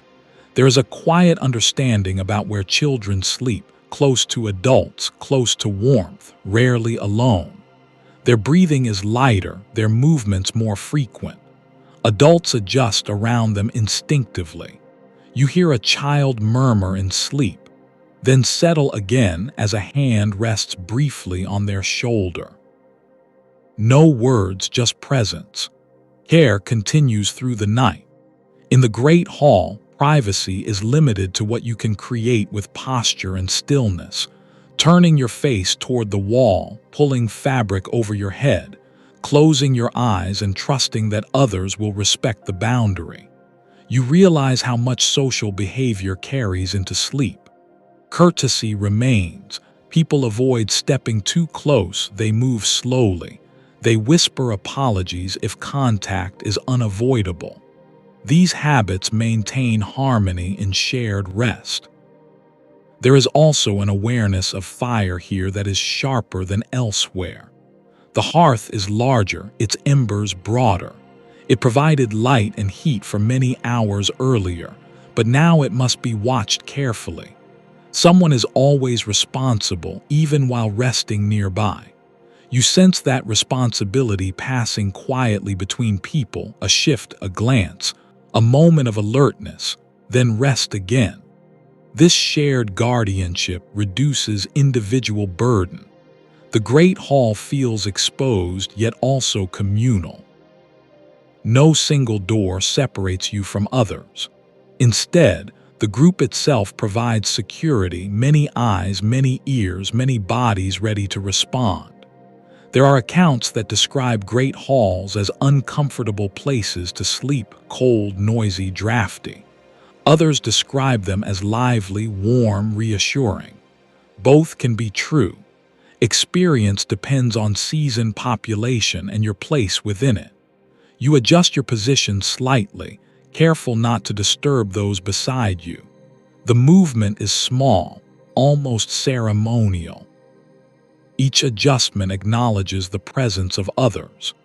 Above you, the ceiling timbers creak softly as temperatures shift. The sound travels down the long room, passing over sleepers without waking most of them. Familiarity dulls concern. You notice how dreams feel different here, lighter, interrupted. Images flicker and fade quickly.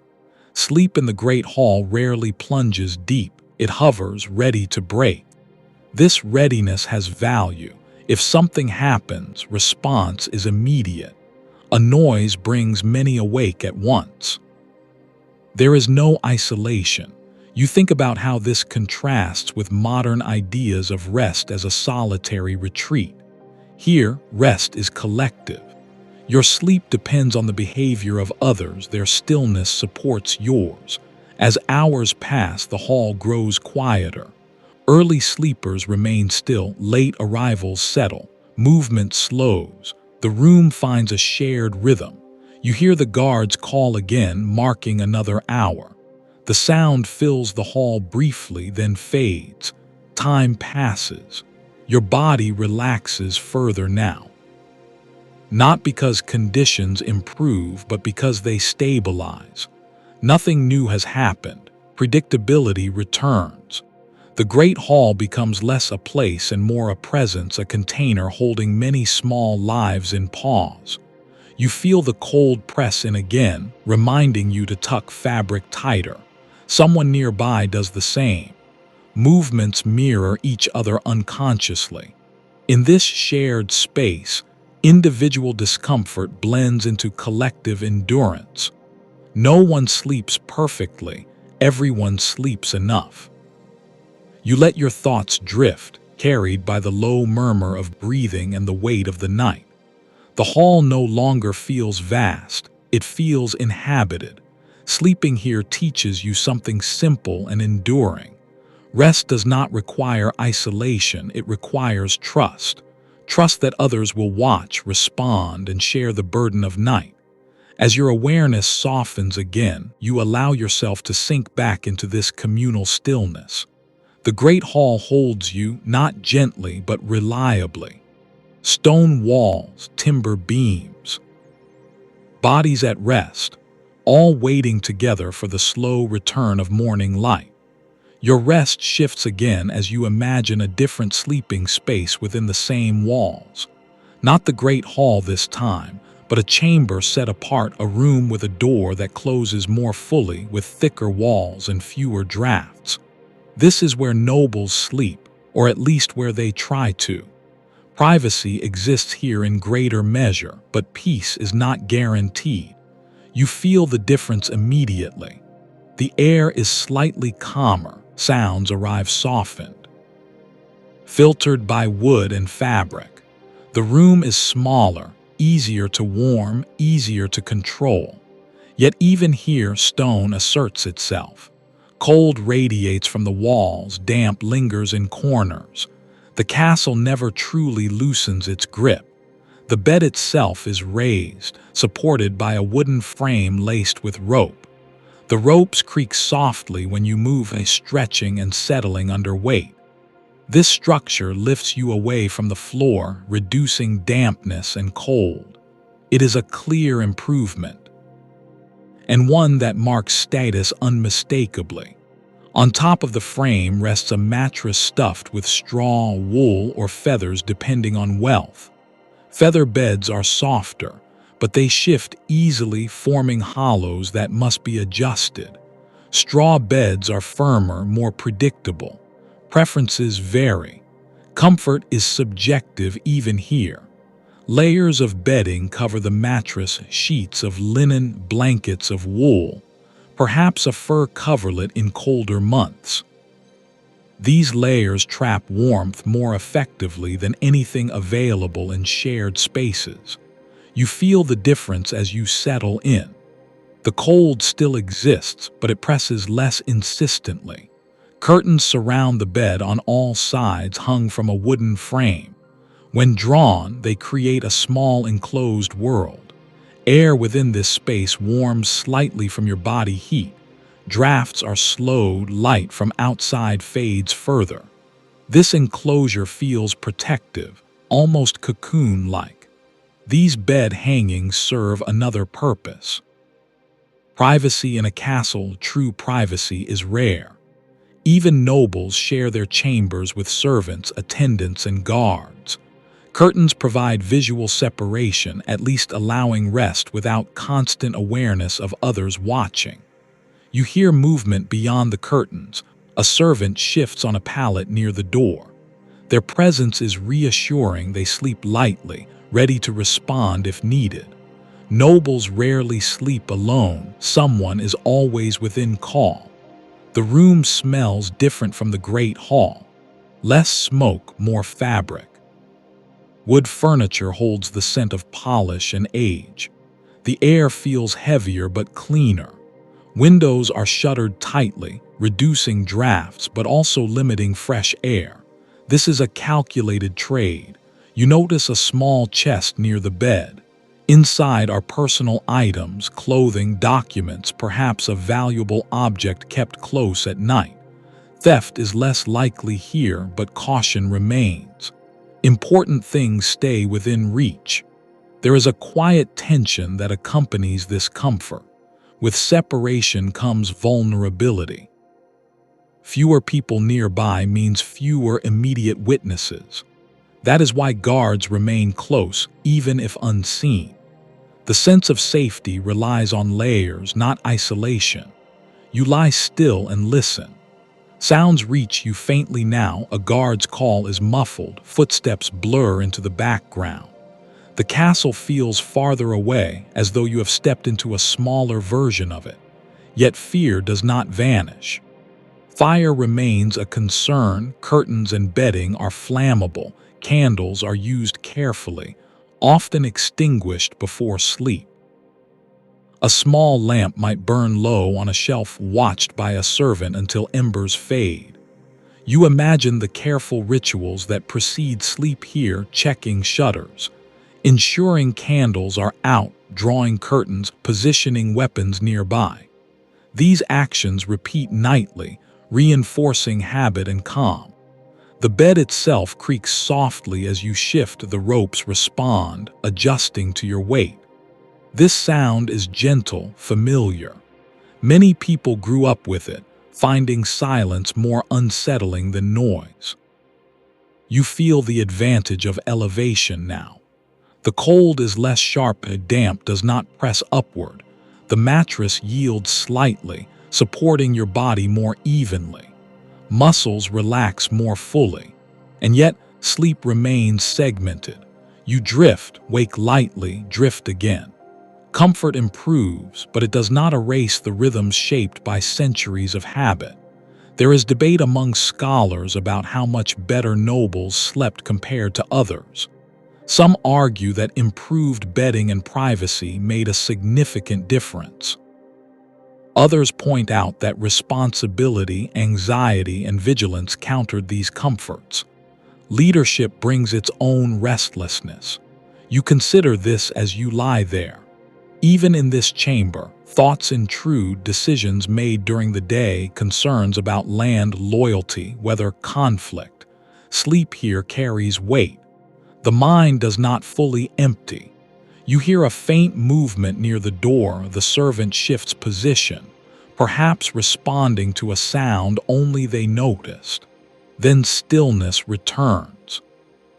The curtains hold warmth effectively. Inside this small space, the air feels slightly warmer than the room beyond. Breath warms it further. You adjust the curtain edge, sealing a small gap. The difference is immediate. This enclosed bed feels like a structure within a structure, castle, chamber, bed. Layers of defense and comfort nested together. Each layer reduces exposure a little more. You notice how darkness deepens inside the curtains without moving light. The space becomes almost abstract. Sensations narrow, sound dulls, touch dominates. Sleep deepens a fraction more here. Not absolute, not dreamless, but steadier. You understand now why these beds were coveted, not for luxury alone, but for the control they offered, control over air, light, and exposure. Still, you are aware that this comfort depends on others. Servants maintain the bedding, guards maintain the perimeter, fire is managed carefully elsewhere. Sleep is supported by an entire system. As hours pass, the room remains stable. No sudden drafts, no loud noises. The castle holds steady around you. You drift again, sinking into a longer stretch of rest. Thoughts blur, sensations soften. In this quieter space, you experience the closest thing to uninterrupted sleep the castle allows. Not perfect, but meaningful. And as your breathing slows and the bed cradles you within its layered defenses, you rest with the knowledge that even here comfort is conditional. It exists not in isolation, but within the careful balance of vigilance, habit, and shared effort.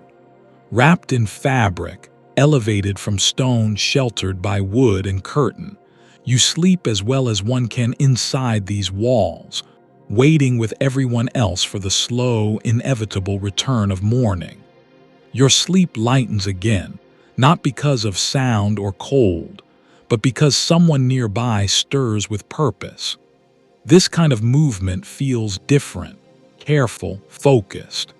It belongs to those whose nights are shaped by responsibility rather than rest. Women and children experience castle nights in their own distinct rhythms, and as awareness returns, you begin to notice how caregiving continues long after darkness settles in. A child shifts nearby, breathing unevenly. Their small body radiates warmth, but it also loses heat quickly. You see how adults instinctively adjust around them, drawing fabric closer, tucking edges, creating a pocket of warmth without fully waking. This happens almost automatically. Many people here have done it hundreds of times. Children rarely sleep alone in castles. They rest near mothers, older siblings, nurses, or attendants, not only for comfort but for safety. Night magnifies vulnerability. A child startled by sound or dream needs reassurance immediately. Distance delays that reassurance. You hear a soft murmur. A woman whispers calming words, barely audible. The child settles again. No one else stirs. These small interventions keep the night from unraveling.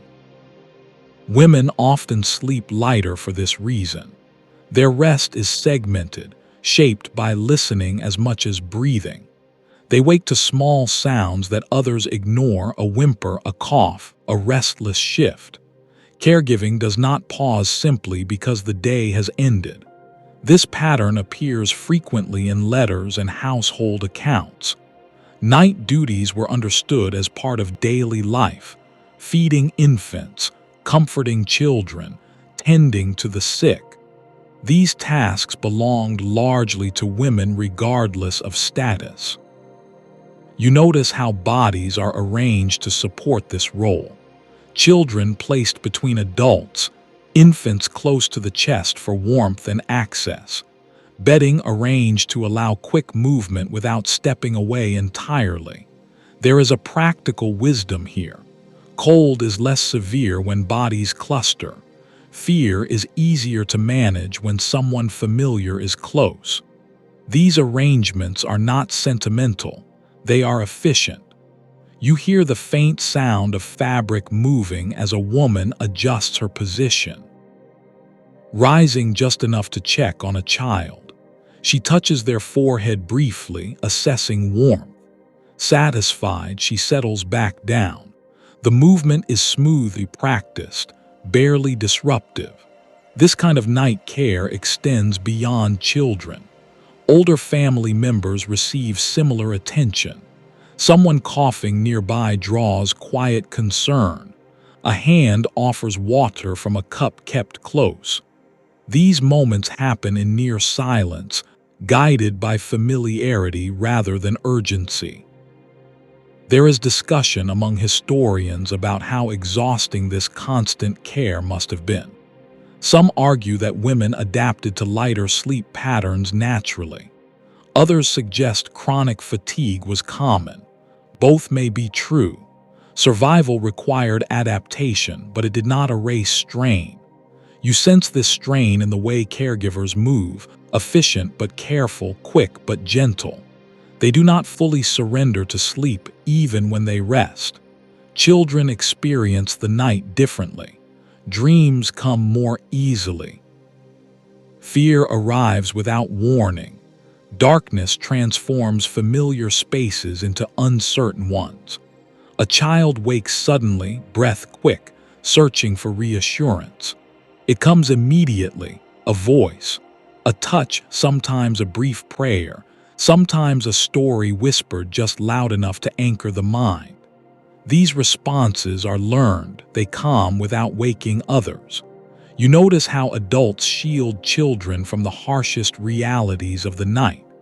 They position themselves between children and drafts, between children and noise, between children and fear. This shielding continues until morning. In noble households, wet nurses and attendants share these duties. In smaller households, family members take turns. Care is distributed according to capacity rather than comfort. You hear a soft humming, barely more than breath, a tune repeated countless times, music without performance. Its purpose is not beauty but calm. The sound fades as the child settles again. Night care also includes preparation for morning.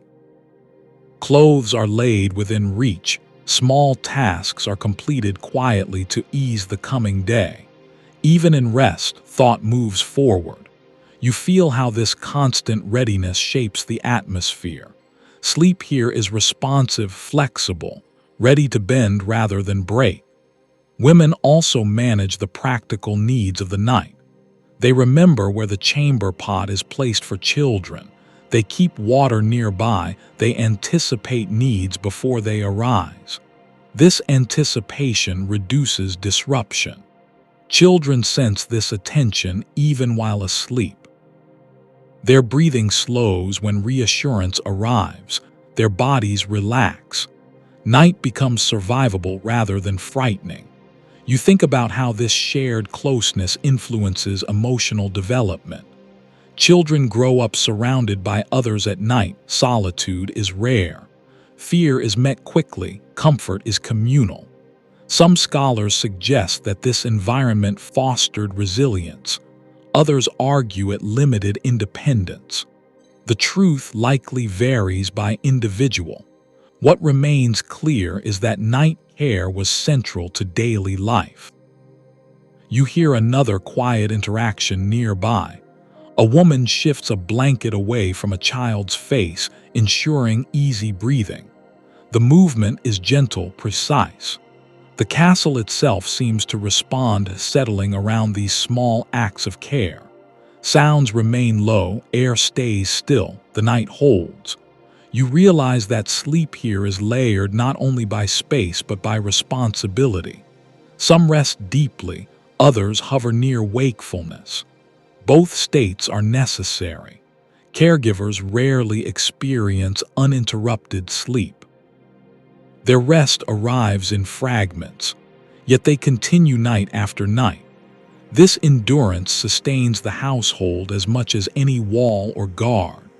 You feel gratitude not directed at any one person, but at the system itself, a network of attention that allows the vulnerable to rest. As hours pass, children move less. Caregivers relax slightly. Their listening remains, but it softens. The night grows quieter. You drift again, aware that these patterns will repeat until dawn, a cough, a dream. A need met quietly, efficiently. Sleeping in a medieval castle means understanding that rest is shared unevenly. Some sleep more, some watch more, all contribute. And as your awareness fades again, you carry with you the sense that night here is held together not only by stone and vigilance, but by care, quiet, constant, and deeply human. Wrapped in this awareness, you settle once more into rest, knowing that even in darkness, someone nearby remains attentive, guiding the night gently toward morning. The night grows heavier as winter tightens its grip. You feel the difference even without opening your eyes. Cold in winter is not the same as cold earlier in the year. It has weight. It presses inward with patience, finding every weakness the castle cannot fully defend. Stone that felt merely cool before now feels actively cold, as if it is drawing warmth away on purpose. Winter nights in a medieval castle stretch longer than you expect. Darkness arrives early and lingers. The hours between sunset and sunrise feel vast. especially when warmth fades quickly and fires are allowed to die down. People speak less during these months. Movement slows, energy is conserved instinctively. You sense how the entire household adjusts. Bedding is thicker. More bodies gather closer together. Doors that might have been left ajar in warmer seasons are now shut firmly. Even then, the cold finds a way. Your breath feels sharper when you inhale. The air seems thinner, drier. You exhale slowly, feeling a small pocket of warmth form briefly in front of your face before disappearing again. Some people pull fabric up to cover their mouths, trapping that warmth. Others avoid doing so, fearing stale air. Both habits exist side by side. You shift slightly, feeling the straw beneath you resist more stiffly than before. Cold stiffens everything. Wood creaks louder. Rope in bed frames tightens. Fabric feels heavier, less forgiving. Even movement requires more effort. There is a reason winter nights feature so prominently in medieval writing.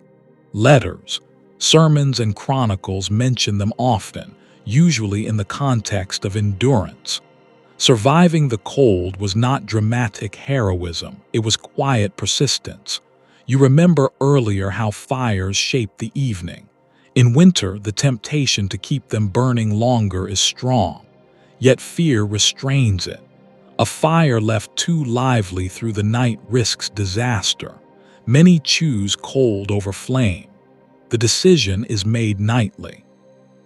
Some castles used bed warmers. Metal pans filled with hot embers slid briefly beneath bedding before sleep. The warmth they provided was fleeting but precious. These tools were more common in wealthier households, but even then they were used carefully. Embers carried danger. You imagine the brief comfort such warmth would bring. Sheets warmed just enough to soften the shock of cold, the body relaxing for a moment. Then the heat fades, leaving only memory. You tuck your knees closer to your chest, instinctively conserving heat. Others do the same. The collective posture of the room shifts in winter. Bodies curl tighter, spaces shrink. Cold also sharpens sound. Wood contracting makes louder cracks. Stone responds with subtle pops. These sounds travel farther in the still winter air.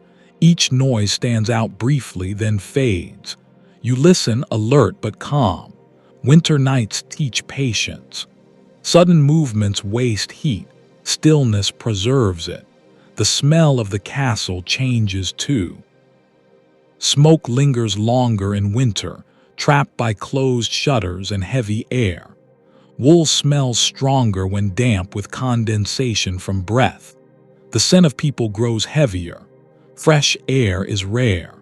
Some open shutters briefly during the day to refresh rooms, but at night cold discourages it.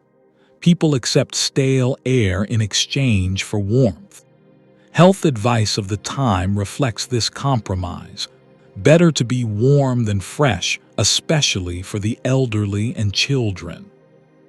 You notice how children are placed even more carefully in winter, between adults, away from walls, wrapped in extra layers.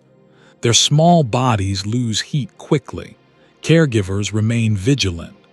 Illness feels closer in winter. Coughs linger longer, breathing sounds heavier. Cold aggravates everything. Nighttime care becomes more frequent. Someone sits up to check a child's breathing. Another offers water. These actions repeat quietly.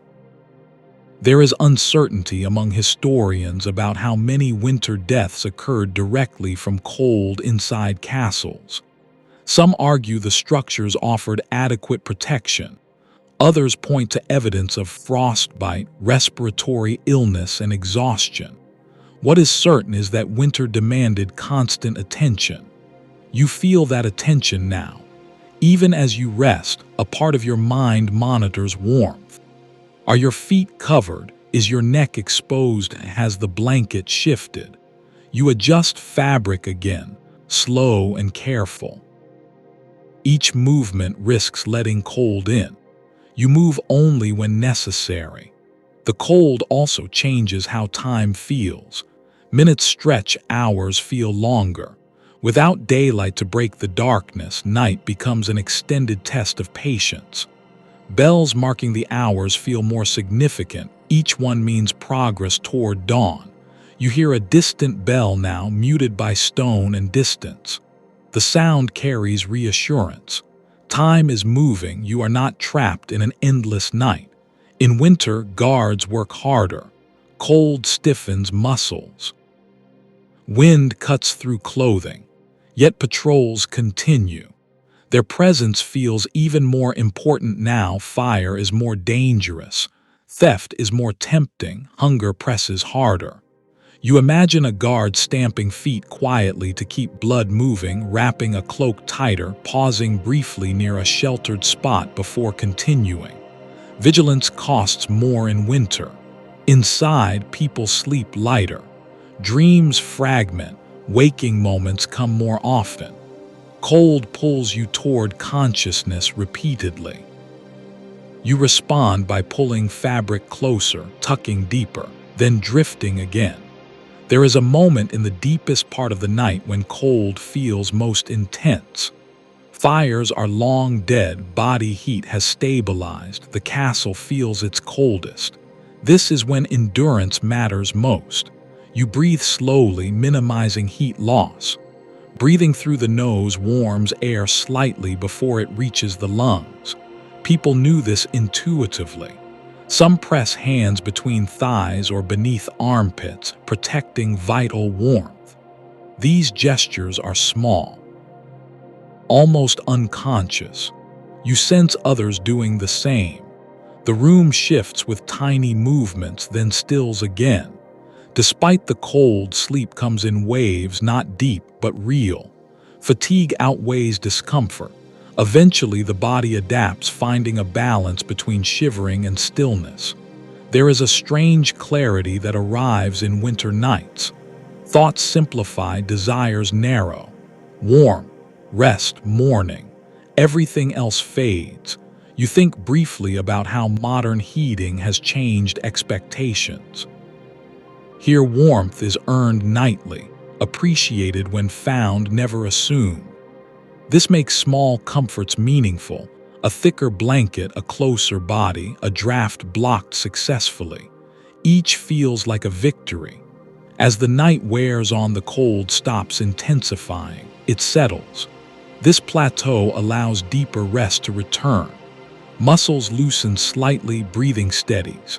You drift again, aware that dawn will bring its own challenges. Cold does not vanish with light in winter, but survival is measured one night at a time. Wrapped in layers, surrounded by quiet endurance, you rest as best you can. Winter night holds you firmly but not cruelly. It tests, but it also teaches. And as sleep deepens once more, you accept the cold as part of the experience, not an enemy to defeat, but a condition to live within. Stone walls, thick blankets, shared warmth, vigilance, all working together to carry you through the longest, coldest hours, until the first hint of morning begins to loosen winter's grip on the castle. The weight of winter eventually gives way to a different challenge, one that arrives quietly and settles in without mercy. Summer nights in a medieval castle bring warmth, but not comfort. As your body adjusts to the memory of cold, you begin to feel heat that refuses to release its grip once the sun has gone down. Stone absorbs warmth during the day and holds it long into the night. Walls that chilled you in winter now radiate stored heat inward. The air feels thicker, slower to move even as darkness deepens. The castle does not cool quickly. It exhales warmth back into every room, corridor, and sleeping space. You notice it first in your skin. Fabric clings rather than insulates. Wool that protected you in winter now feels heavy and stifling. Linen breathes better, but it is still layered beneath other garments. Removing clothing is not a simple solution. Modesty matters, protection from insects matters more. You shift restlessly, searching for a position that allows air to move across your skin. Even small drafts feel precious now. Windows that were sealed tightly in winter are opened carefully, shutters angled to invite breeze without sacrificing security. Still, airflow remains limited. Thick walls and narrow openings restrict movement. The smell of the castle changes again without cold to suppress it. Scents intensify. Sweat dries slowly. Smoke lingers longer in stagnant air. Food smells from earlier meals hang stubbornly in rooms. The air feels used, heavy with presence. Heat affects sleep immediately. Muscles refuse to relax fully. Breathing becomes shallow, rest comes slowly and breaks easily. People turn, often trying to find cooler surfaces. Stone floors become tempting, their chill offering brief relief. You understand why many choose to sleep lower in summer, closer to the ground where air settles cooler. Upper chambers trap heat more effectively. Attics become unbearable. Even noble rooms lose some of their appeal. As warmth settles in, another presence emerges with determination. Insects. Mosquitoes whine near ears, flies buzz softly, fleas become more active. Summer is their season, and the castle provides ideal conditions. You hear the faint, high pitch of a mosquito searching for exposed skin. The sound is unmistakable, annoying, persistent. You slap instinctively, then freeze, aware of the noise. Others do the same, quick movements followed by stillness. People develop habits to cope. Sleeves pulled tight. Fabric tucked around ankles, heads covered lightly despite heat. Smoke from herbs burned earlier in the evening lingers as a deterrent. Lavender, wormwood, mint. Their effectiveness varies, but any help is welcomed. Some hang netting over beds, especially in wealthier households. Fine woven barriers create a shield against biting insects. These nets are prized in summer, treated with care, and stored carefully when not in use. They offer relief but not perfection. You feel a bite on your forearm. Sharp, immediate. You scratch, then stop, knowing scratching invites more irritation. This cycle repeats throughout the night.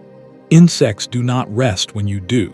There are accounts that describe summer nights as more exhausting than winter ones. Cold can be managed through layers and stillness. Heat demands constant adjustment. Sleep becomes shallow, fragmented by discomfort. You listen as others around you shift more frequently than in colder months. Bodies move, fabric rustles, someone sighs in frustration.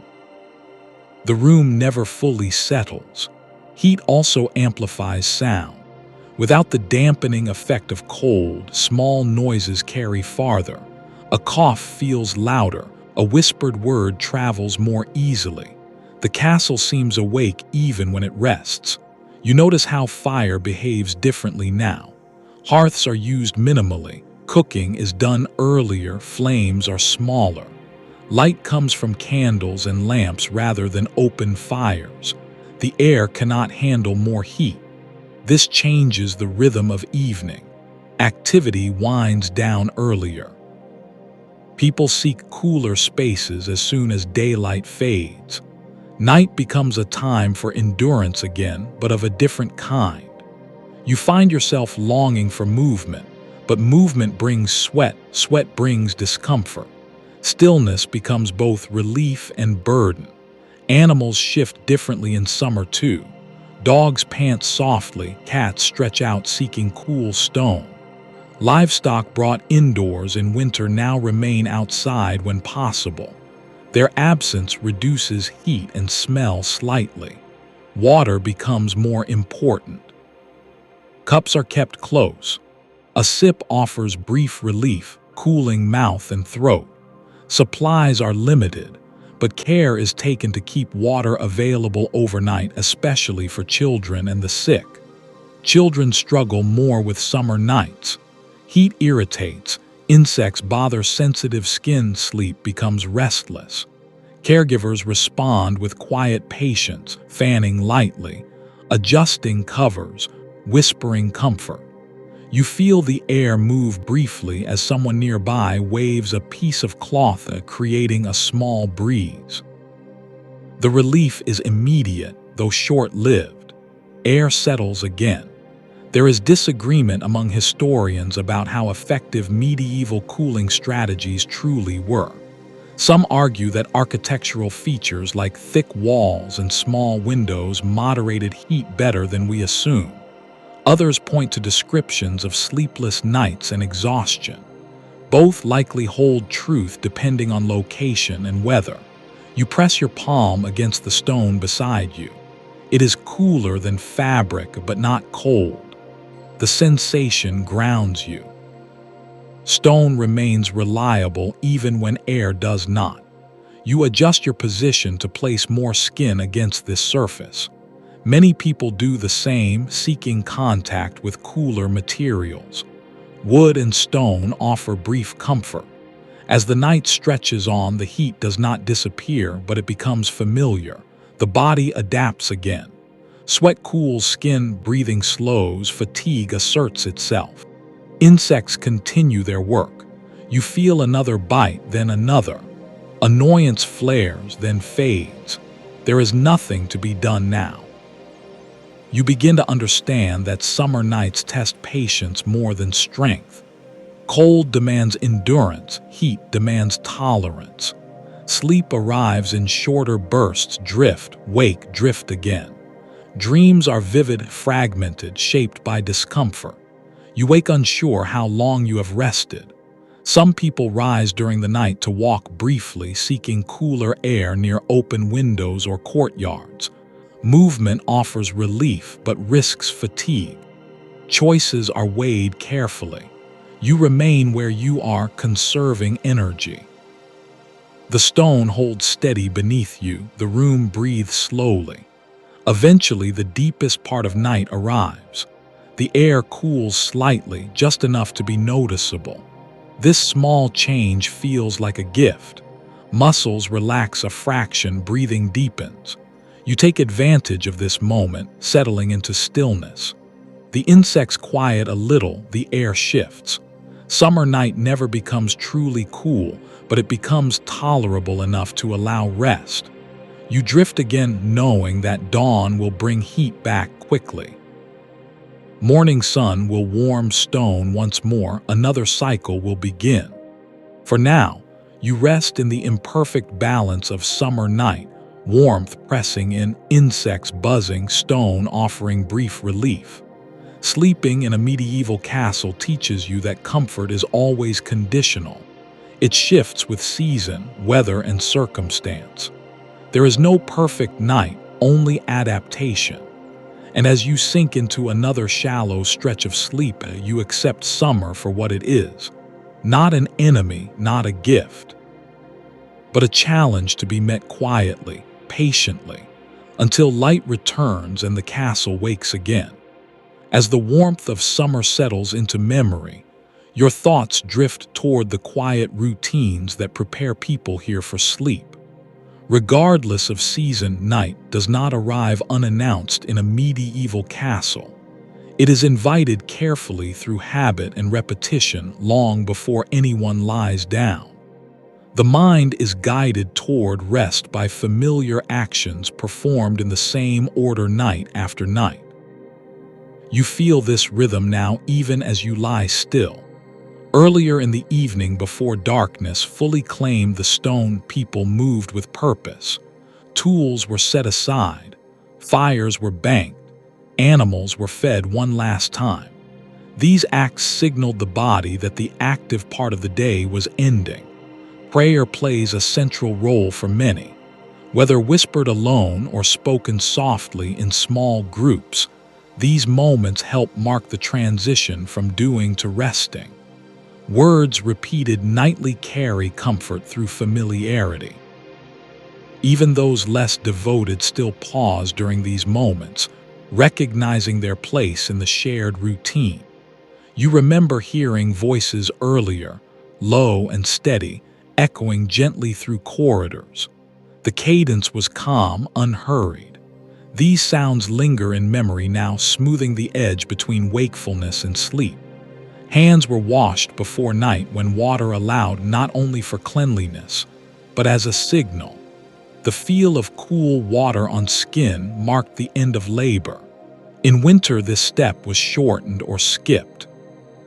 But even a quick rinse served as ritual. Clothing was adjusted thoughtfully, boots removed, outer layers folded and placed within reach. Everything needed for morning was prepared before sleep. This preparation reduced anxiety, knowing where things were allowed the mind to release its grip. You sense how these routines echo through the castle. Even now people lie with garments arranged carefully nearby. Nothing is left to chance. Morning will come early, readiness matters. Food routines also shape rest. Heavy meals are avoided late at night when possible. Digestion interferes with sleep. Warm drinks are favored instead, broths or watered wine taken slowly. These calm the body and warm it gently without burden. There is a shared understanding that night is not the time for excess. Loud laughter fades, arguments are postponed, energy is conserved.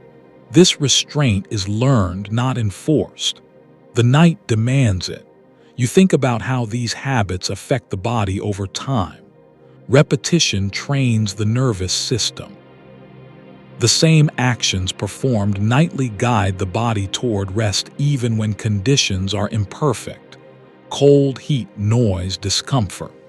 Routine smooths their impact. Even children follow these patterns. Stories are told in the same order, prayers repeated, blankets tucked with familiar gestures. These signals tell young minds that it is safe to let go. You recall earlier how caregivers moved quietly, preparing bedding and checking on children. These acts are part of the same routine. Care continues until sleep fully settles. There is evidence in household accounts that routines were considered essential to good order. Disruption invited chaos. A household that slept poorly struggled to function the next day. Leaders understood this, encouraging predictable evenings whenever possible.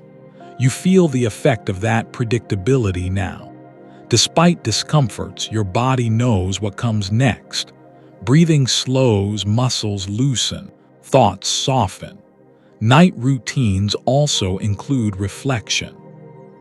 Some people spend a few moments reviewing the day, quietly acknowledging mistakes or successes. This reflection is brief, not ruminative. The goal is closure, not analysis. You sense this mental settling within yourself. The day fades, concerns lose sharpness. What remains feels manageable. The castle itself participates in these rituals. Doors close at set times, bells mark transitions. Guards change shifts according to schedule. These signals reinforce order. You remember the sound of a bell earlier, marking the final hour before full night. Its tone lingered, clear and calm. That sound told everyone the same thing: it is time. Even those who resist sleep feel the pull of this collective rhythm. When everyone around you slows, stillness becomes easier. There is some debate among historians about how consciously people experience these routines. Some argue they were deeply aware of them.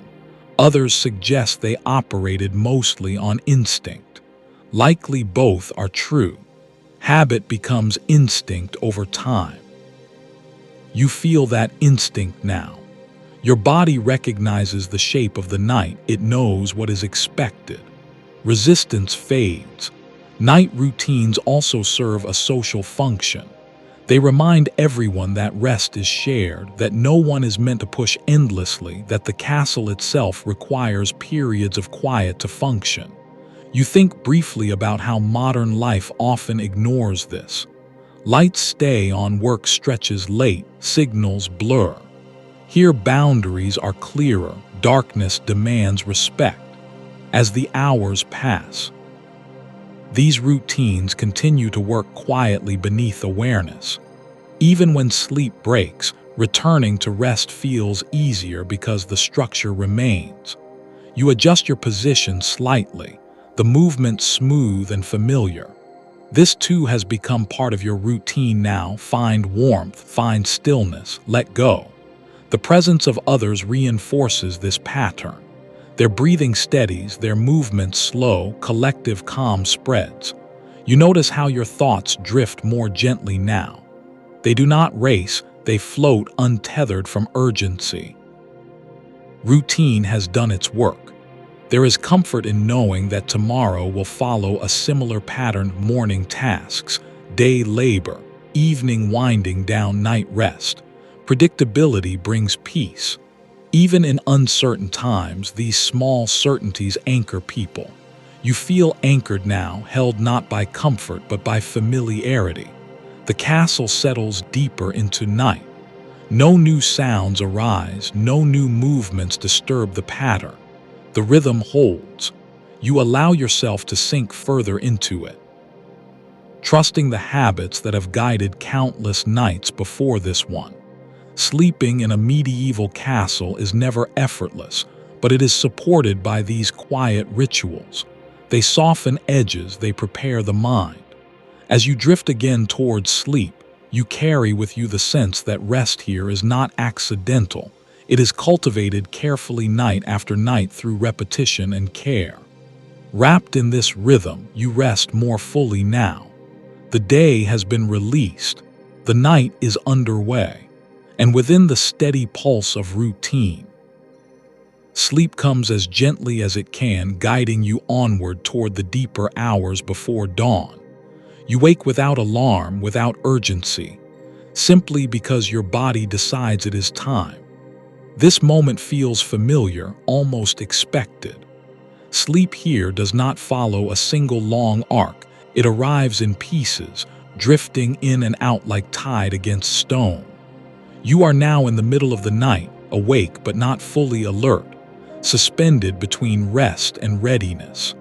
This pattern is common, though rarely named aloud. People do not find it strange, they expect it. Waking in the night feels natural, not disruptive. The darkness has depth, and this is one of its quieter layers. You lie still at first, listening. The castle sounds the same as before, but softer, fewer movements, longer pauses between footsteps. Breathing around you has slowed, deepened. The world feels held in a gentle pause. Many medieval people experienced sleep in two main segments rather than one continuous stretch.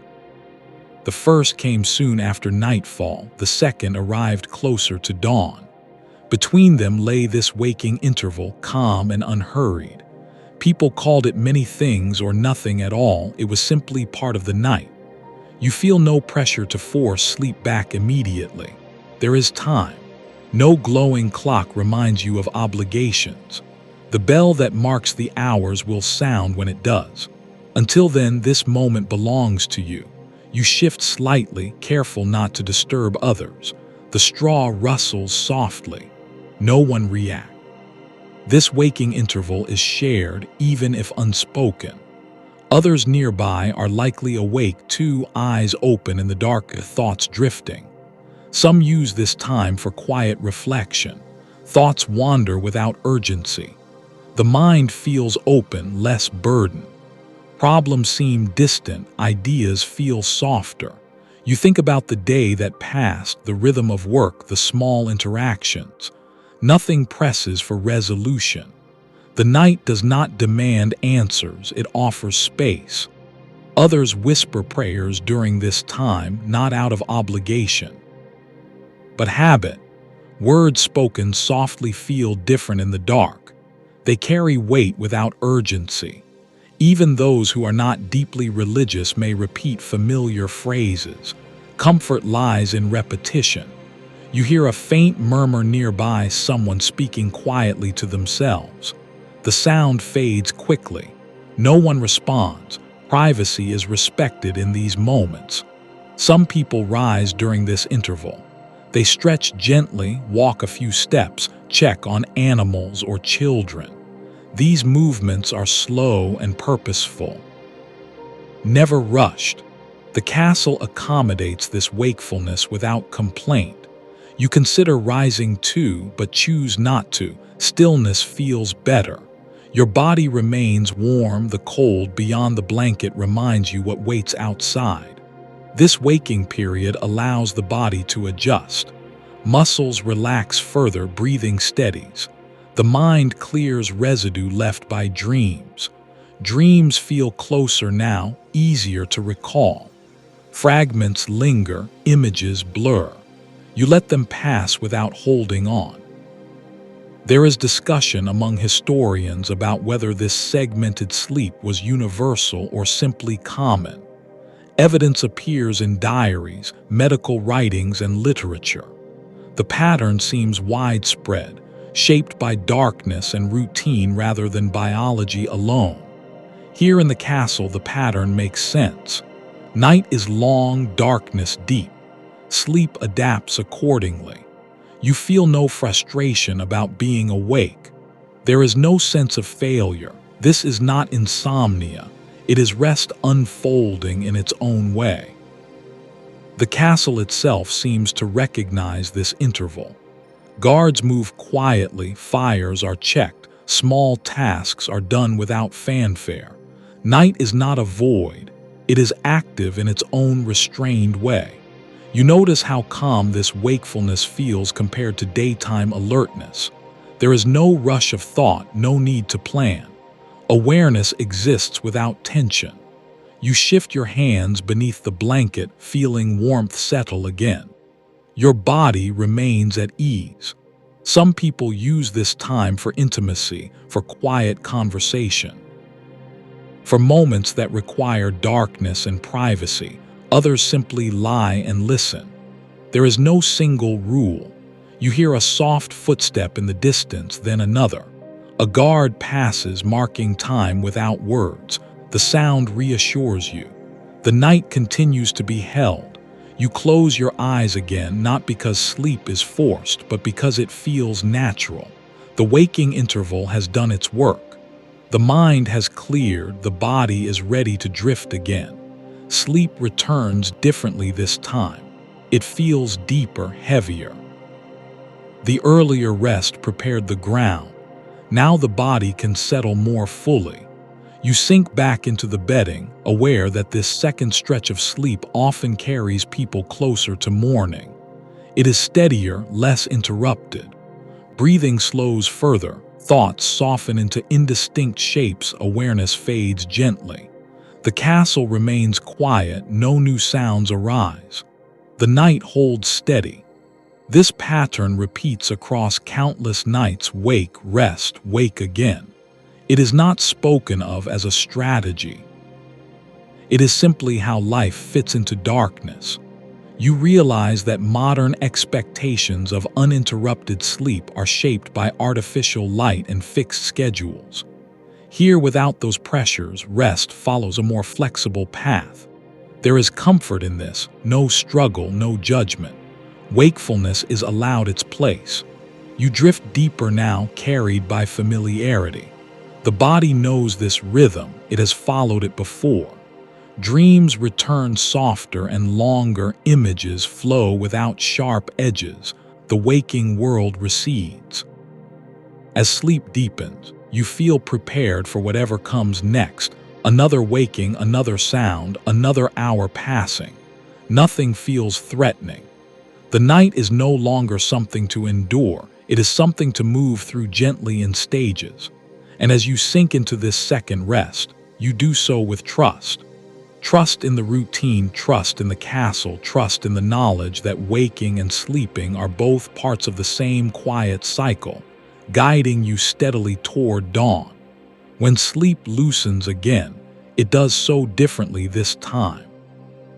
Your body remains heavy and still, but your mind drifts into places shaped by belief rather than sensation.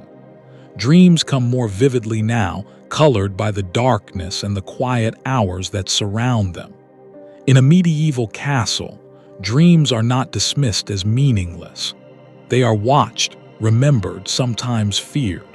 You sense the shift before any image appears, a feeling of depth, a quiet pull inward.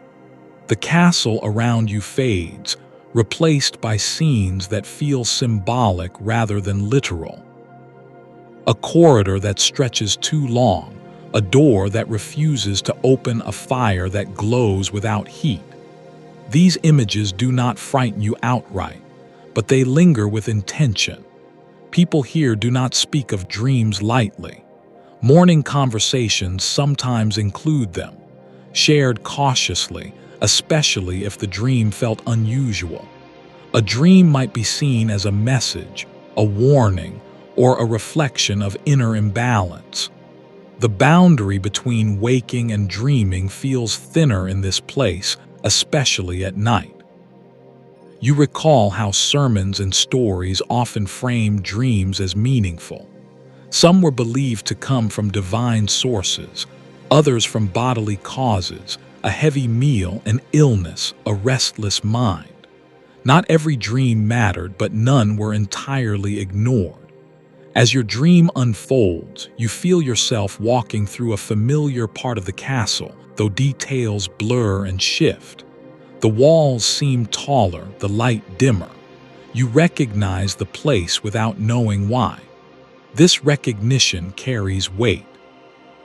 Many medieval thinkers believed dreams reflected the state of the soul. Others argued they revealed physical imbalance. Cold, heat, hunger, fear, all could shape what the mind produced at rest. These explanations coexisted without conflict. You feel a flicker of unease as the dream changes. A shadow moves where it should not, a sound echoes without source. Fear does not surge, but it settles quietly like mist. This is how many night fears arrive, not as panic, but as suggestion. You sense that if you woke fully now, the dream would linger. Its meaning would be discussed, weighed, perhaps dismissed, perhaps remembered. Interpretation depended on context, on who you were, on what the dream showed. Some dreams were thought to predict illness, others conflict, others fortune. There was no single system. Belief varied by region, education, and temperament. What mattered was attention. You drift deeper, the dream unfolding without resistance. You are no longer fully aware of the body beneath blankets. Sensation narrows, images take precedence. At some point, the dream dissolves into something softer, a feeling rather than a scene. Calm replaces tension. This transition feels deliberate, as if the mind has completed its work. You wake lightly, breath steady, heart calm. The darkness of the room returns, familiar and grounding. The dream fades quickly, leaving only a trace. You do not chase it. You know from habit that holding on to dreams can disturb rest. Still, a part of you registers what just passed. You lie still, allowing the feeling to settle without analysis. This too is learned behavior. Dreams are acknowledged, then released. Night fears sometimes accompany these moments. Shapes and shadows seem purposeful, sounds take on meaning. A flicker of unease passes through you, but it does not take hold. People here expect this. Night invites imagination without light to define edges. The mind fills gaps. Stories told during the day return in altered form, legends. Warnings, beliefs all surface more easily after dark. You remember how earlier you saw shadows move along the walls, firelight played tricks. Now, even without flame, darkness continues its work, but familiarity tempers fear. You hear a soft sound nearby. Someone stirs, perhaps waking from their own dream.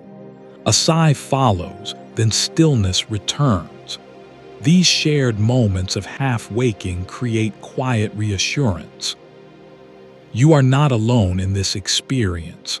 Some people kept charms nearby at night, small objects believed to ward off bad dreams or spirits. A carved token, a sprig of herb, a piece of cloth blessed earlier. Whether these truly worked mattered less than the comfort they provided. You reach instinctively toward a familiar object near you, perhaps a folded garment, perhaps a small personal item. The touch grounds you. The room feels solid again. There remains debate among scholars about how deeply belief shaped nighttime experience. Some argue fear of the supernatural was constant. Others suggest practical concerns outweighed superstition. The truth likely lies between belief-influenced interpretation, not necessarily emotion.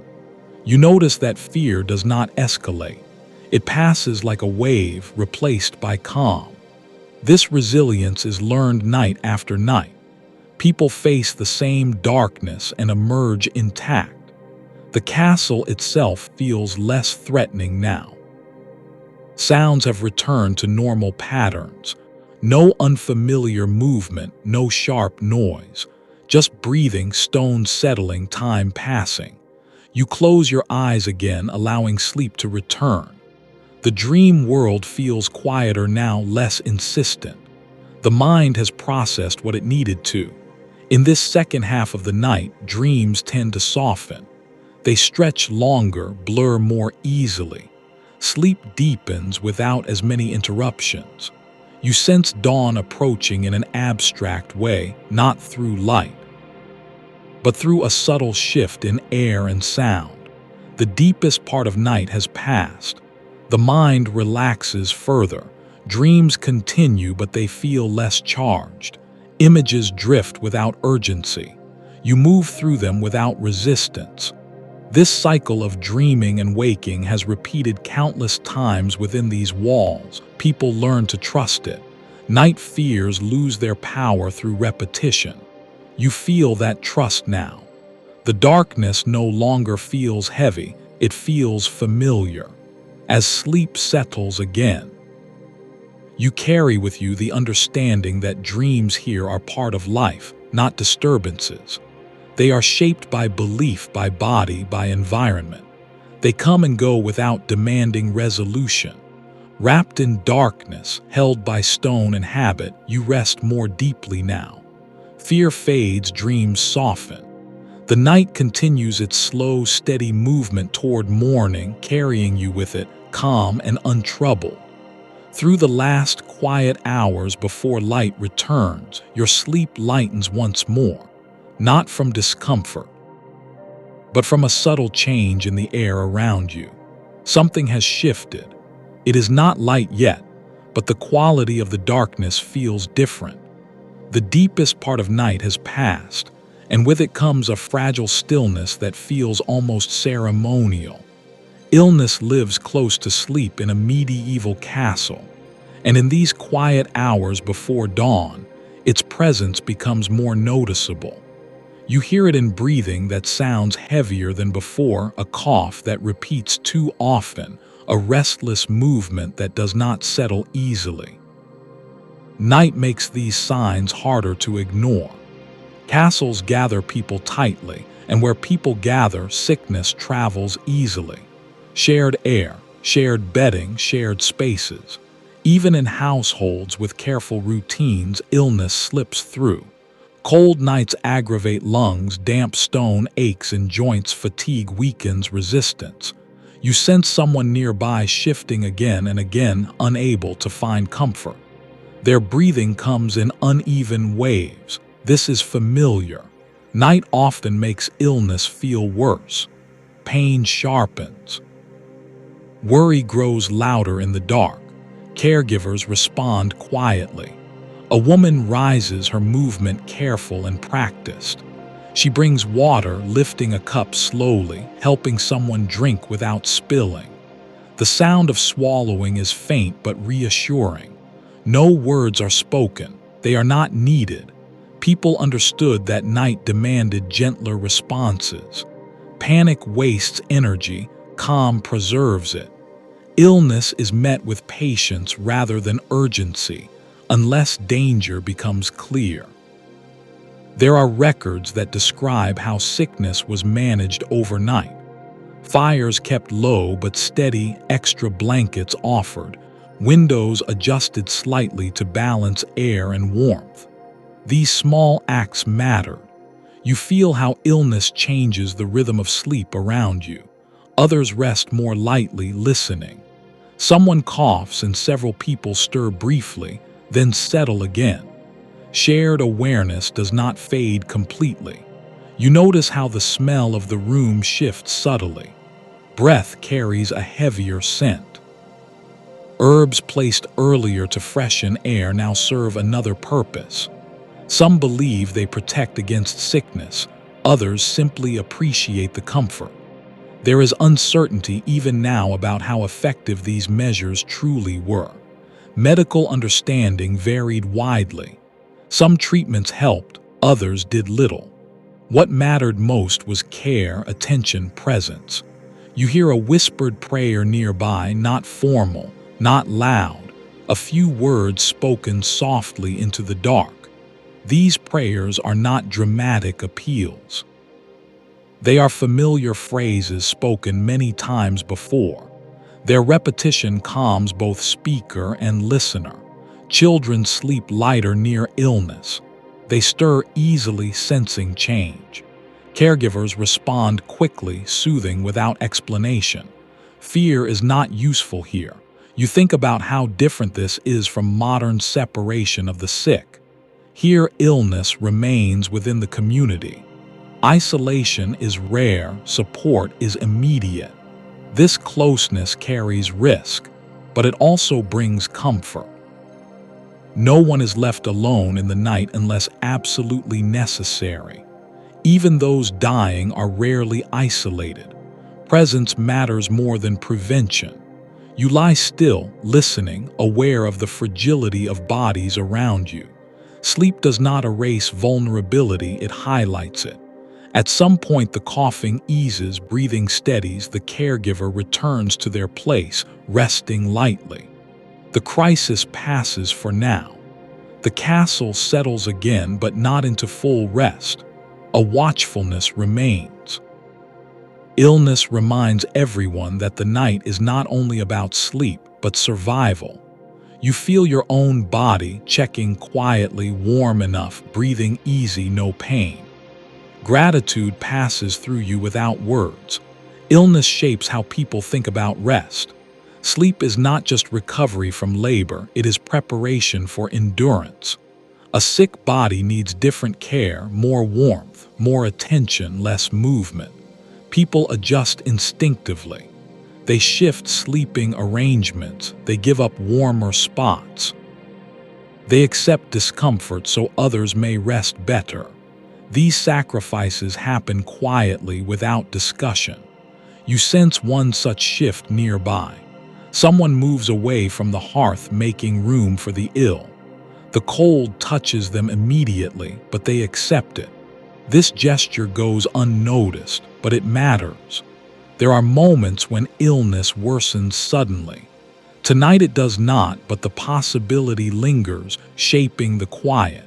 You realize how much trust is placed in caregivers.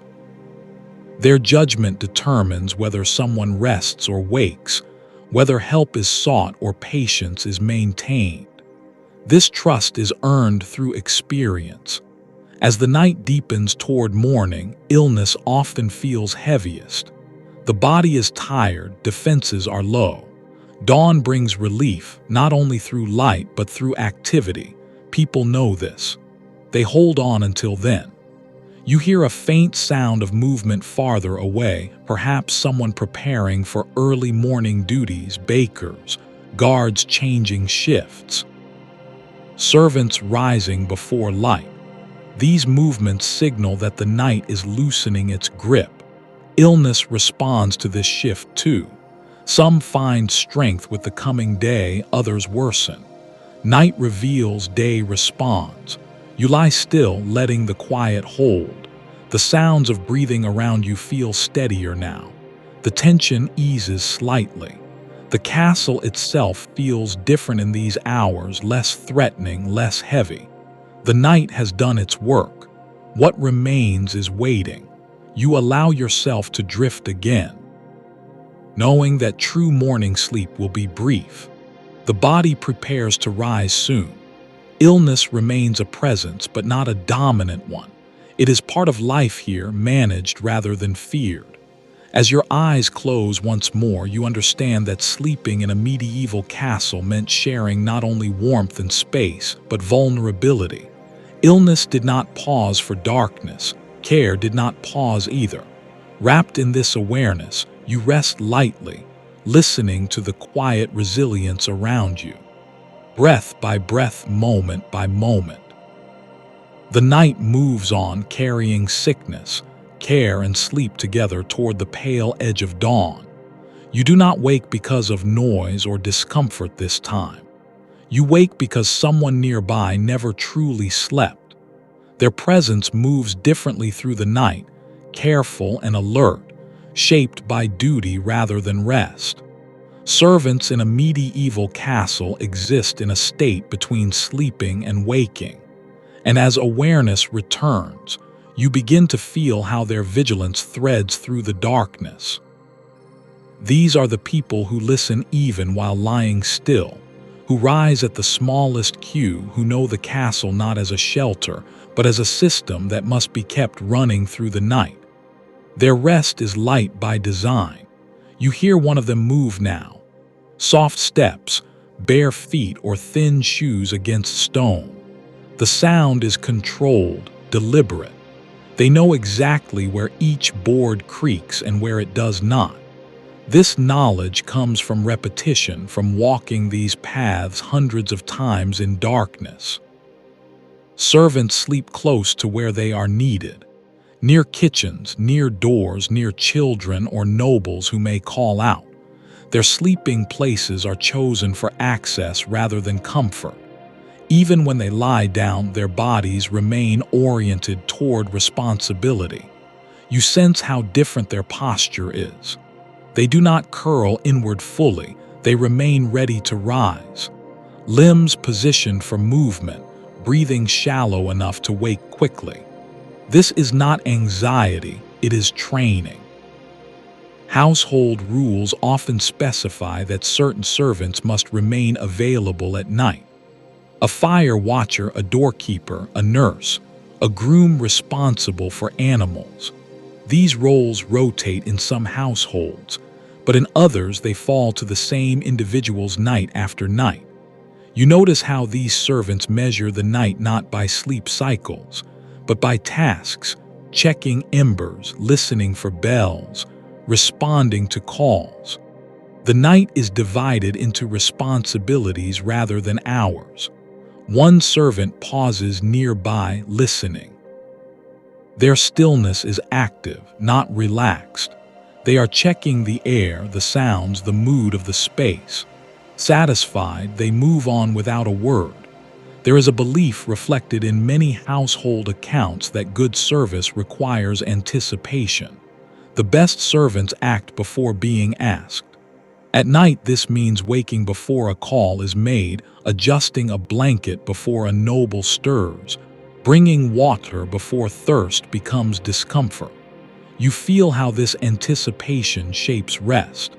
Servants sleep in fragments, catching moments of rest between duties. They learn to recover quickly, to settle again after rising.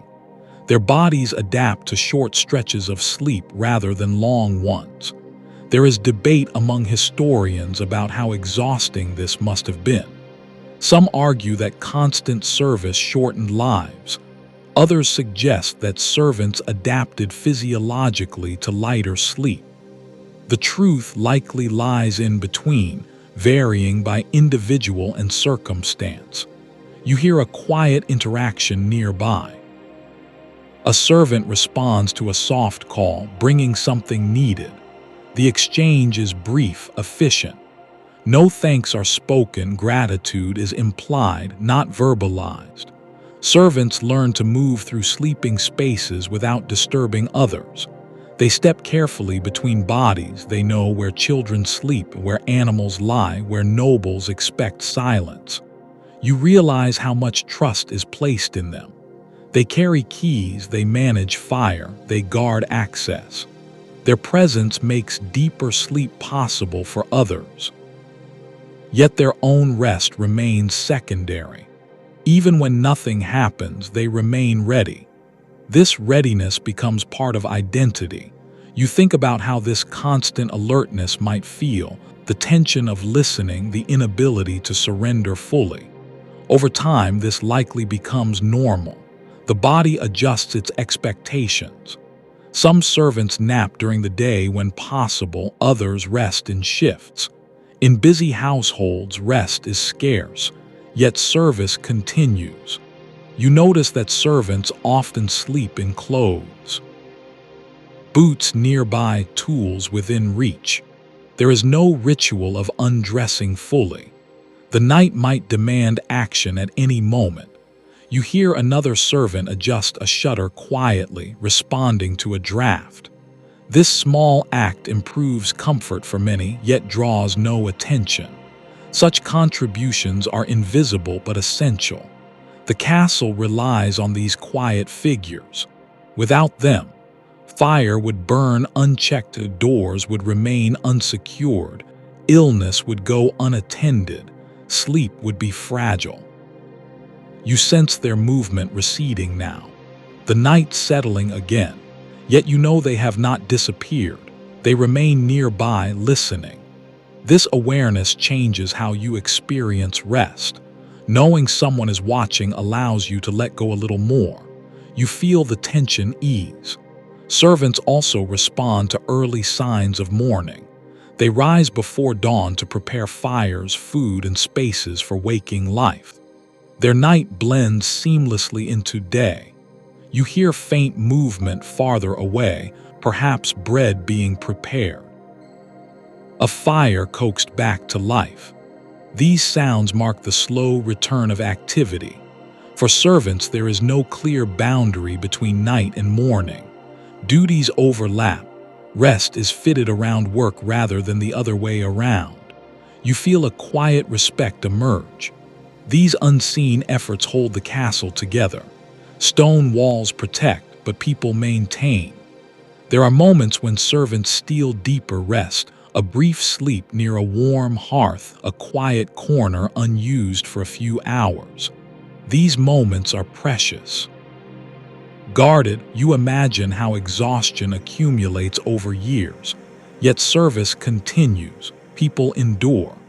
The castle does not acknowledge this endurance openly. It is assumed, expected.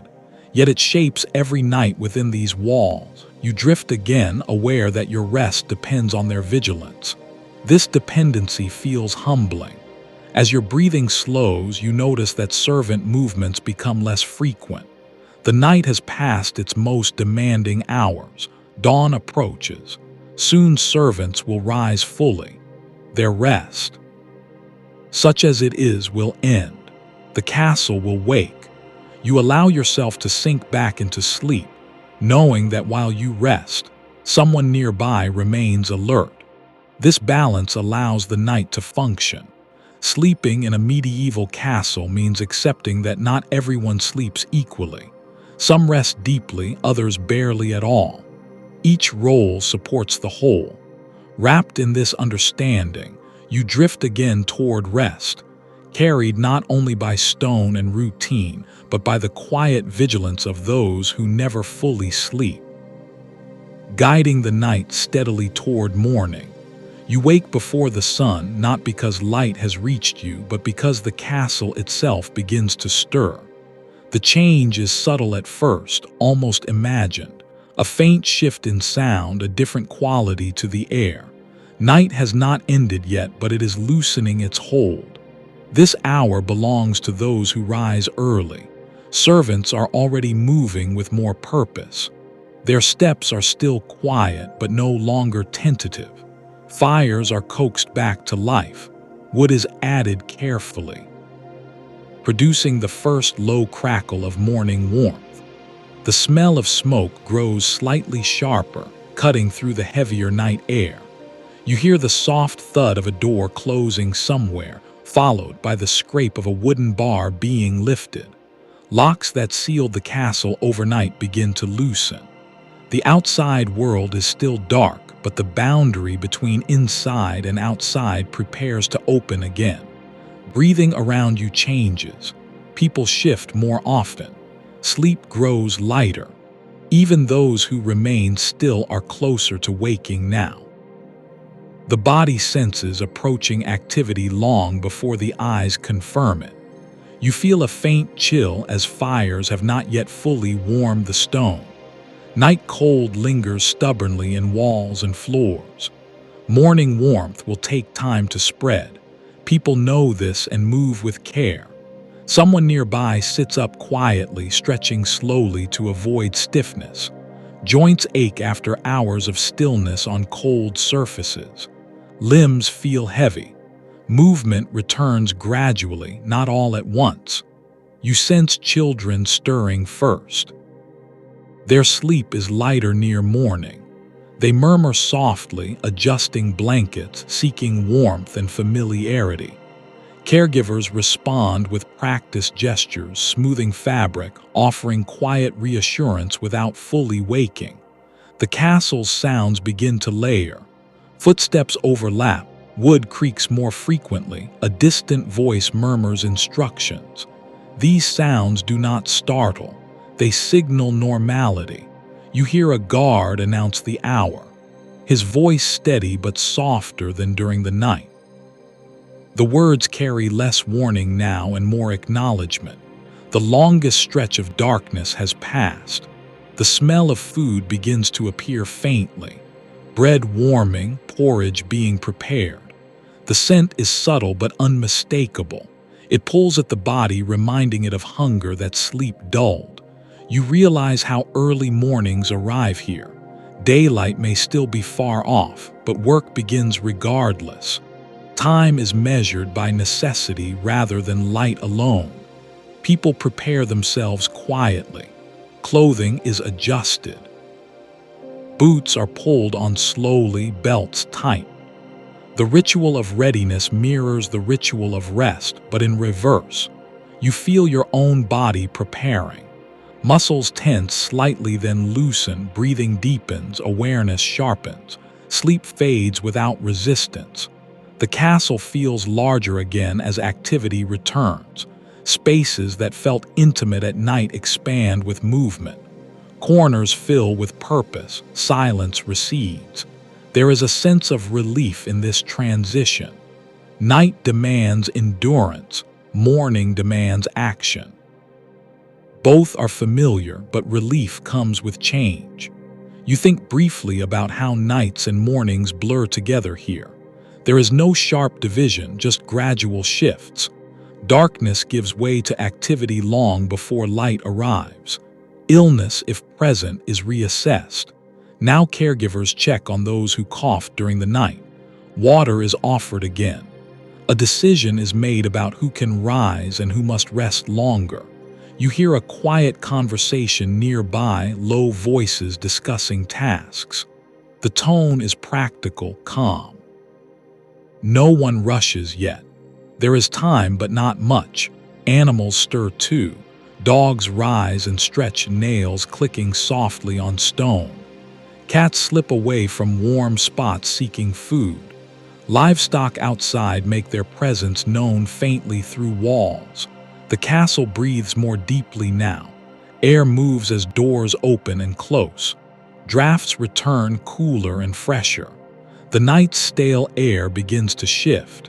You feel this change immediately. The air feels lighter, even if colder. Breathing becomes easier. The body welcomes it. You sit up slowly, careful not to disturb those still resting. This movement marks your transition from sleeper to participant. The night has released you. As you adjust your clothing, you feel the marks of the night. Stiffness, a dull ache in joints, a lingering chill. These sensations are expected. They will fade with movement. You hear the first sounds from outside. A bird call, faint but clear. It cuts through the stone like a thread of light. Dawn is approaching. That sound carries meaning. It tells everyone the same thing. The world beyond the walls is waking too. The castle responds. More doors open, voices grow slightly louder, firelight strengthens. The rhythm of day begins to assert itself. You stand carefully, feet meeting cold stone. The shock is brief, familiar. You shift weight, waiting for warmth to return. It will take time. You glance toward a narrow window. The sky beyond is still dark, but no longer black. A pale hint of color appears, the promise of light. People move with purpose now. Night habits are replaced by morning ones. Bedding is shaken out, straw is adjusted, spaces are cleared. The shared sleeping areas begin to empty. Some return to private chambers to dress fully, others move directly toward workspaces. The castle rearranges itself. You notice how quickly night disappears once morning routines begin. What felt long and heavy now feels distant. There is no dramatic ending to the night, no announcement. It simply dissolves into action. You take a moment to stretch, feeling the body wake. Muscles respond slowly, breathing deepens. The chill begins to fade around you. People greet each other quietly, not with excitement but acknowledgement. Everyone has made it through another night. This shared endurance creates a quiet bond. No one celebrates it openly, but it is understood. You think about how different this feels from modern mornings. There is no alarm, no rush of artificial light, just gradual awakening guided by sound. Smell and habit. The castle now belongs to the day again. Night retreats into memory. As you prepare to move on, you carry the weight of the night with you. The cold, the sounds, the shared space, the vigilance, all of it shapes how you step into the day. You realize that sleep here is not an escape from life. It is part of its rhythm, as demanding and as necessary as work. And as the first true light of dawn begins to slip into the castle, you feel the night release you fully. What remains is movement, purpose, and the steady continuation of life within stone walls. Ready once more for the long hours ahead, you step away from the place where you slept, and it surprises you how quickly the memory of the night begins to loosen. The bedding is still warm in places. Straw holds the shape of your body for a moment longer before springing back. The night feels close, yet already receding, as if it belongs to a different version of you. Morning inside a medieval castle does not erase what came before. It carries the imprint of the night forward. Stiff joints remind you of cold stone, a faint itch lingers on skin, the smell of smoke remains in your clothing. These traces follow you as you move. Proof that rest here is never separate from endurance. You notice how others move away from their sleeping places with similar care. Blankets are folded, straw is smoothed. Nothing is wasted. Sleeping spaces must return to their daytime roles quickly. The great hall becomes a hall again, chambers become workspaces. Night dissolves into utility. You feel more awake now, but not refreshed in the way modern sleep promises. Instead, you feel prepared, awake enough, rested enough. That is the measure that matters here. Sleep has done its job if it allows the day to begin. You think back through the hours of darkness, the cold that pressed in, the sounds that never fully stopped, the closeness of other bodies, the quiet vigilance of servants, the slow rhythm of waking and resting. None of it felt indulgent, yet all of it felt necessary. Castles were never designed to cradle sleep. They were built to endure siege, weather, and time. Sleeping inside them meant adapting yourself to stone rather than expecting stone to adapt to you. You understand now why medieval people did not speak of sleep as something soft or luxurious. They spoke of it as something practical, something managed, something fitted into the larger demands of survival. The memory of winter nights lingers longest, cold pressing inward. Breath sharp in the dark, the way bodies clustered for warmth. Summer nights brought their own challenges. Heat trapped in walls, insects refusing rest, sleep fragmented by discomfort. Each season reshaped the night. You recall how routines made all the difference.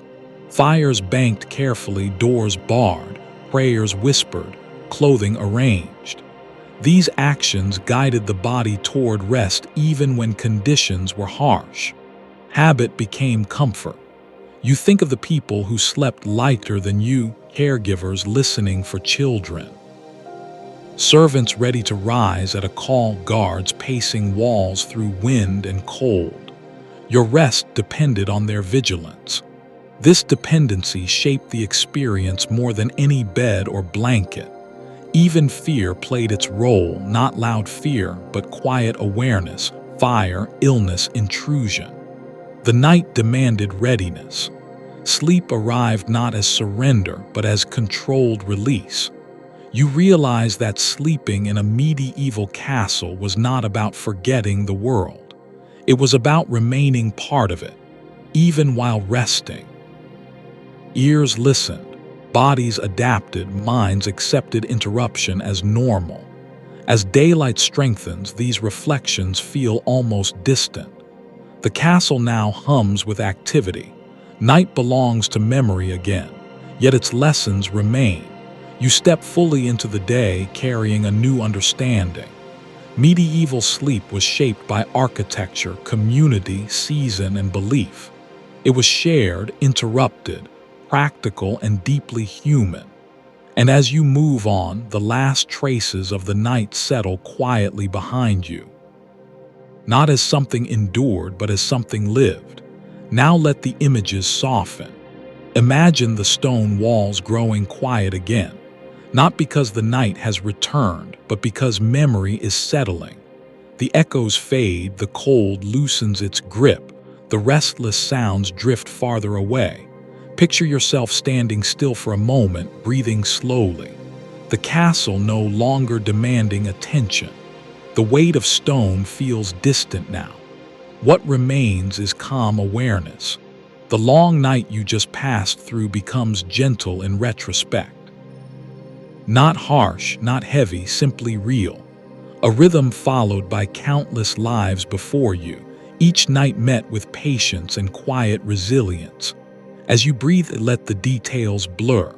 The straw, the fire, light, the footsteps, the murmured voices. They dissolve into a soft background like embers cooling after a long burn. Your body relaxes. Muscles loosen, thoughts slow. There is no need to hold on to the story anymore. You have walked through it, you understand it. Now you can let it drift away. The castle rests. The night rests, and so do you. Stay still for a moment longer. Let the quiet remain, sweet dreams.